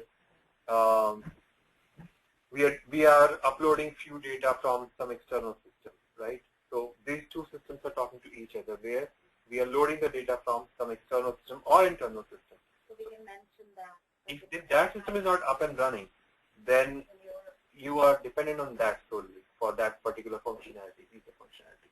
So we have to think about it. The moment we think some data is coming from some external source, some information is coming from someone external vendor or application, database, website, there's a clear dependency for successful. We can just jot down the point. Yes. So as I said in the beginning, you cannot have one session call, okay, today I'm going to discuss about all the constraints. That will not come automatically. As and when we are having a discussion. So as a business analyst, you should be like you should have those antennas that should catch that signal. Okay, so these guys spoke about there's a data dependency from some other system. That is my dependency for this application, right? Few things that you have to think and do a brainstorming session within the team that is there actually an assumption or a constant or a dependency. So that think it's good to shadow the user and see what they do. That is next. What are the various things you do with the users? That is coming up next in the theater near you. The shadowing, the interviewing, one-on-one interview, the JAG session, the brainstorming, the prototyping. There are so many different ways, channels, and what are the pros and cons of each way of contacting your user. That is absolutely next. You read my mind. Okay. So, any questions about the BRD that we discussed today? You will get these things, these real-time documents. You have to go over them Uh, and the next thing that we are going to discuss is the various requirements elicitation techniques. You want to get to this, but how? How do you get to this point where you can document all these things? On the very first day or very first week or second week, third week, I had no clue what the catastrophe team is all about. And I told this clearly to my manager. He said, that's fine, you'll get plenty of time, have discussions, talk to the subject matter experts. It depends on the manager who you get to, right? If it's a good person. I mean, like, No, sometimes, are you flexible? Kind of, or sometimes there's no other way, there's no other option but to send someone who doesn't know anything about this, because there's always a first time, okay? And sometimes in scenarios like this, catastrophe modeling is not that prevalent in all the companies. Even this company, they were getting these catastrophe reports, but there are special third-party vendors who are providing these reports, these services. And so not all insurance companies have their in-house catastrophe modeling team. What they do is they take the application, the request, they send out the information to third party. They take 3 days, 5 days, 6 days, or up to a week, and they get back to you with the reports. By the time, you're losing a lot of business. This is not a good client customer service, right? Customer might go to someone else, and you are losing millions of dollars of business. So in order to have that kind of a service, a quick turnaround time to give a decision whether we are giving you the coverage or not, this application was built. And so it depends that how often these technologies or these departments are set up. Sometimes if it is completely new or relatively new, then your manager has no choice but to send someone who will start from the beginning. But they have to, it could be a domain. Specific. Yeah. But at this point, you're not, you cannot say that I am banking domain business analyst, right? Yeah. Or insurance or healthcare. You will have to keep it open because, as I said, beggars can't be choosers. So you have to keep yourself open. We will have one session on domains where we will touch upon the commonly available domains, but then it will depend on your background, which domain you're more comfortable in, your education, like someone is in accounts and finance. So probably they will like to go in, like show their experience in that, zone and field because they will be more comfortable talking about that. Education, media, healthcare, pharma, insurance, retail banking. There's so many domains. At this point, you would not bind yourself to one domain. At this point, you would be open for any job opportunity you get. Put 3 or 4 different types of projects and whatever comes your way, you take it up. And then you make your mind, okay, I have learned in the last 1 or 2 years, I have some knowledge base about this domain. And then you build your resume based on that. But initially, you will keep yourself open. Okay. So next thing that we have to do is we have to discuss various methodologies or methods to which we can talk to our customers, shadow them, interview them one-on-one, have a chat session, prototyping, how to take out the requirement from them. So documenting, we understand we have to document in a certain format or way or not in such a strict format. What is the piece of information we need? We need to discuss the assumptions, the dependencies, the constraints, the business requirement, convert them into functional and non-functional requirements, document them in a clear, precise way. Each and every requirement should be uniquely identified. If there's a number associated to the requirements, it's easier to track down that it got built and it got tested, and so on and so forth. But how to start the conversation with the customer? How do you approach the client, the business SME? That is next that we have to talk about it. Okay. So now we have 6 minutes left. I would keep it open if you have any last minute thoughts for today, comments, questions. I will not start some because that's a whole new game. That's a new chapter. and don't want to confuse you today in the next 5 minutes. So now you tell me about after the documenting and everything, a lot of prep work, a lot of groundwork, a lot of upfront analysis is required in waterfall, where in agile world you have a lot of support. You have support where if you miss something, even developer can jump in and ask a technical savvy question which you probably missed on. QA can come in from their experience. Let's say I know and you know that you have not worked on a project, right? But you are the person who's responsible for taking the requirement. She missed on some attribute of the field or some kind of a requirement attributes. She missed on asking. There's a QA and he or she is working in the company since 15 years. She knows clearly what they have tried before. They built the application. She is very expert in the existing application. So she will be there to back you up and ask questions, and then you can make a note of that. So Agile is the world where you have your backup from your team and availability of the subject matter experts. They are available to you. But there should be some documentation in Agile as well. So there is. We have just touched upon user story. We have not seen the real life on the ground user story that will come back when we revisit the methodology. Right now you're getting introduced to the two different worlds. Right? So yesterday and today we spoke about Agile, and then we touched upon waterfall. We will do a mini project in the classroom, and then once we are done with all these things, we will again revisit. So then we will have time to talk about how the deliverables are different from each other. It looks more or less like a technical writer work as well. Yes. You have to be very articulate in your language. Yes, but you don't have to be too technical. You don't have to be too, that is the crux of the matter, that you have to explain the business terminologies, business jargons in a pleasing way, simple way, and at the same time technical stuff which is, understandable across the board, across the table.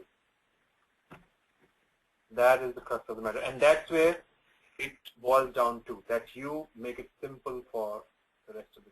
You heard business jargons from business, you heard technical jargons from technical team. You boil it down to a simple language which a QA tester who is probably not, there's a possibility that he or she is not even high school graduate. Yeah.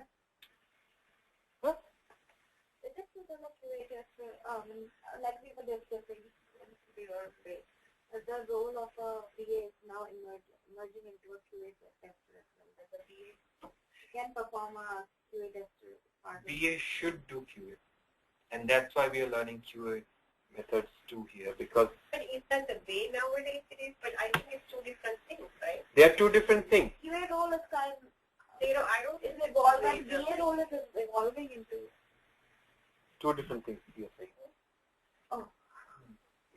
BA should do QA. That is the crux of, that is what I'm telling you. BA should also do QA, but some level of QA. Okay. So, as a BA, you will wear two hats. In the beginning of the project, you talk to the business, you take the requirements, you understand everything, document it, review it with the business user, get approval. You call it, okay? Then when the coding is happening, implementation is happening, you are assisting the developers. Testing phase comes.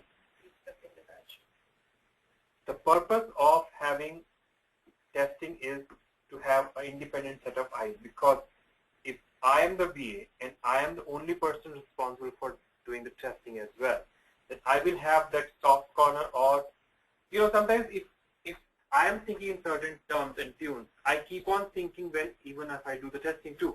I will say this is what I understood the requirement is, and this is how it's been developed, and this is correct. When an independent set of eyes comes into the picture, which is QA, they bring in a lot of light because they see it from their perspective, and they raise so many questions on the requirements. They see it on the software, and they see these two guys don't match to each other. And so, as an audit requirement also, it's a must and mandatory, especially in pharma field, healthcare field, an independent set of eyes, which is people, they should come in and they should test the software. That is a prerequisite. But when I say that BAs should also perform part of QA, that's because we were involved in the process since the beginning and we understand the requirements very well, better than anyone else who is just stepping into the theme of work, right? So both are true. BA should do part of QA testing. That makes a perfect BA, a perfect recipe for a successful BA, because you were the person who understands the business mind, what they are looking for, you understand it well.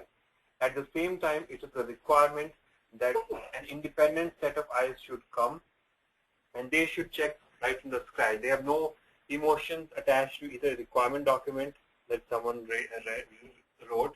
Because if I wrote the requirement, I am the only person who is testing it, I would have some kind of a bias towards my requirement. This is how I understood, and that's correct, and it is correct how it is developed. But if the QA person comes into the picture, that's independent, unbiased set of eyes who has no emotions attached to the requirements, who has nothing to do with the development. They just take each and every requirement and test it, and if something is working, it's passed. If something is not working, that fails.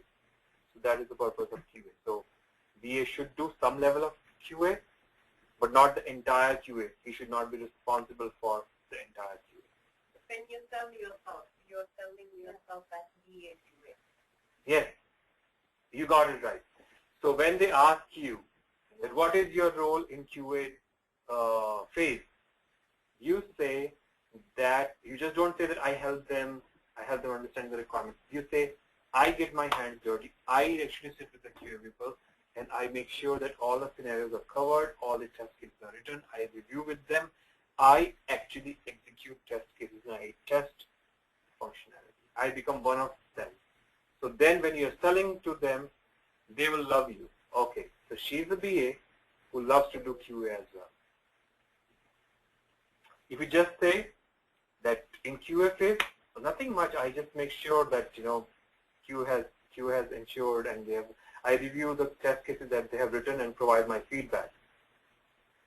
That's one. The better answer would be, plus I do this, plus I also make sure that I perform testing. Because I am the person who can by now read the mind of the users, what they wanted, because I spent like a couple of months in the analysis phase with them, and I know them well, that what their requirements are. So I will be the better person to test that, whether it's serving the purpose of the users or not. So do you think, are they going to ask, like, what technology did your team use in your last project? So all that will be written in your resume. No, that will be written in your resume too. When we reach the resume phase, when you are working on your resume, you will get sample resumes. So there's two things, right? So if few trainees, they just want the training, and once the training is done, they say, okay, we'll take care of our placement and resume and everything. So that is a different story. But if you go through via ITBMS and you say, after that also we will be working with them.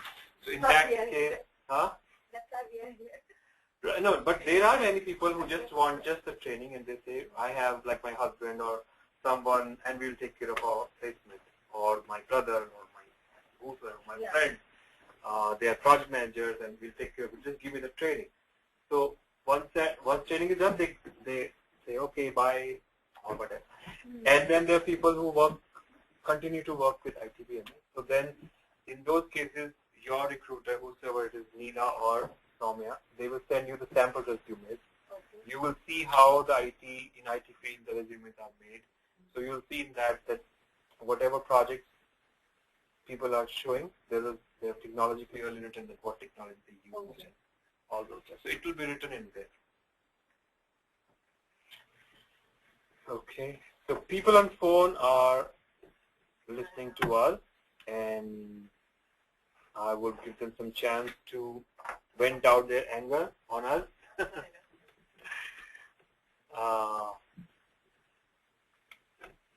Anyone? Natalie? Yes, lovely. I think I'm clear on all matter. The only thing, the part that what I'm missing, what is the subject you were talking about, so I can go over them. Okay. If you can remind me, just what you covering, like not everything, just the names of it. It was agile. We did user case and what else? User story and acceptance criteria is agile. That's what you deliver in that methodology. And then BRD, FRD, FRS, BRS, and SRS, they are your deliverables in waterfall, plus more documents that we will discuss once we are done with this huge deliverable that is your sole bread and butter deliverable as a BA in waterfall methodology. Yeah. All right. Okay? Okay. Sure. Pallavi? For now it is clear, Lalit. Can you please share these decks with us? Yeah, so as I said, Monday when Neela comes, Neela or Soumya, whoever is the batch coordinator for this batch, they will send you all the particular. Okay. The first part was really very clear, and after with these documents, probably I'll just go to the deck and the documents once again, and if I have any doubt, I'll get back again. For now, everything seems good. Sure, you can, as I said, you can email me anytime. Don't worry about that, and I will get back to you with any answers that you have. Questions. Sure. Yeah. Thank you. Sure. Sindhja? So far, so good, Lalit. Okay, great.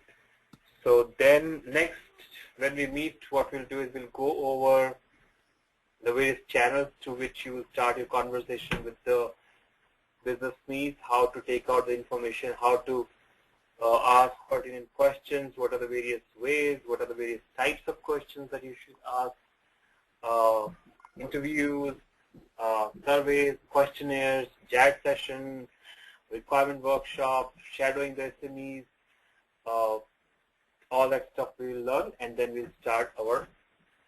Then you guys will be ready to conduct a JAD session or a requirement workshop, and we will do a role play kind of a thing there where you are the facilitator or someone is a scribe or taking the notes, and then you will be documenting the BRD or the business requirement document based on the discussion that we have in the classroom. Okay? Okay, then if there are no further questions, then we'll call it a day, and then you will get these materials via email. Okay?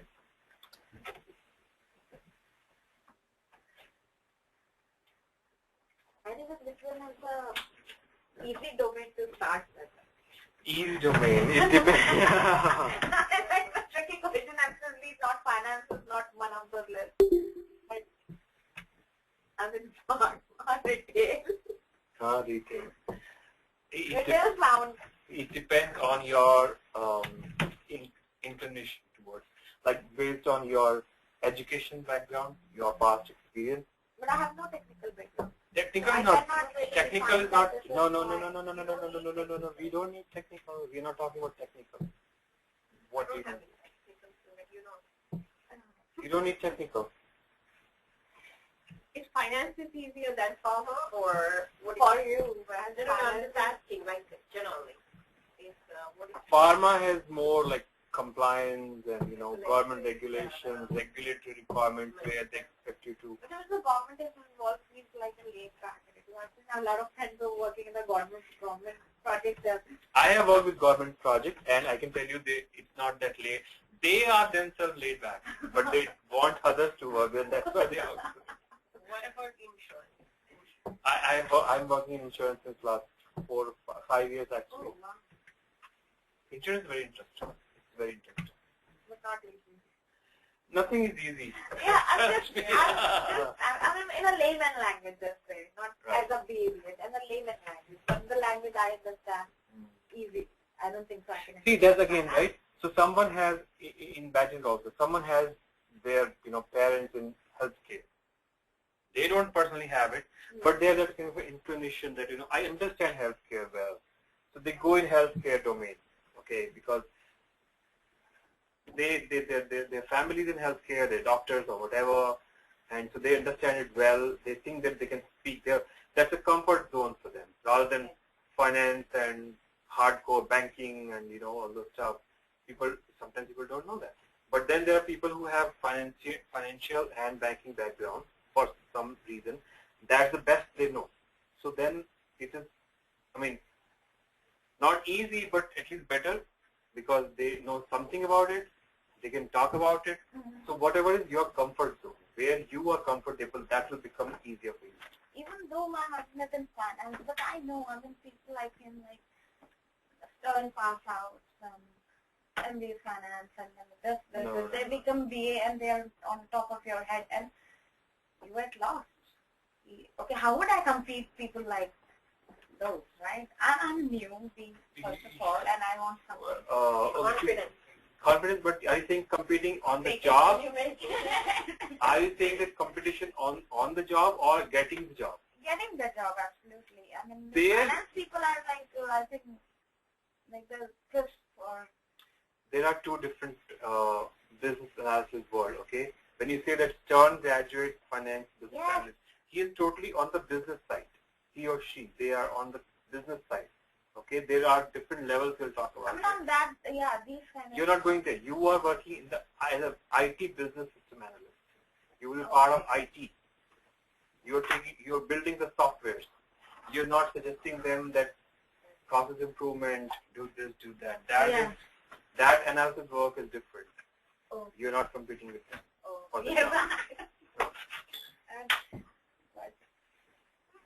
So those are different. Two different. Yeah. Oh yeah. So who's going to let us know next week the class on Soumya or Neela will get back to you. Thank you. Sure. You're welcome. We are covering so much in the class, and I'm sure I'm going to miss class on 21st and 20th and 21st because I won't be in person. So, is it possible to get a makeup class or something? That's what I'm thinking, because you missed today too. A lot of good stuff you missed it. Oh, hey, bye. See you later. So then we will have to. But then it looks very important. I don't think so anybody could be able to miss even my class. Right, yeah, I can tell you. I should not. If you're going in a fast pace for 21st and 20th and 21st, I don't think so. It's for sure. I know that I'm not going. 21st and 20th and Saturday and Sunday. Next Saturday and Sunday. If it's possible that if we are anyways, we have to miss a session, so we can miss sessions on 20th. I'm not pushing you. I'm just requesting. No, they will get back to you. Okay. And you will have to coordinate, like, what is your. After I informed that before joining the course, that I. So maybe maybe they will record the session and send you the recorded session, and then we'll have a follow-up, like 1 hour call on what you did. Yes, anyways, because I'm so new, I have like a lot. I have some stupid, but again and again I have some questions to write. So I have to clear it up right now. Anyways, thank you. Thanks for your time. You're Have welcome. a good day. All right, you too. Okay, people on phone, any question for today?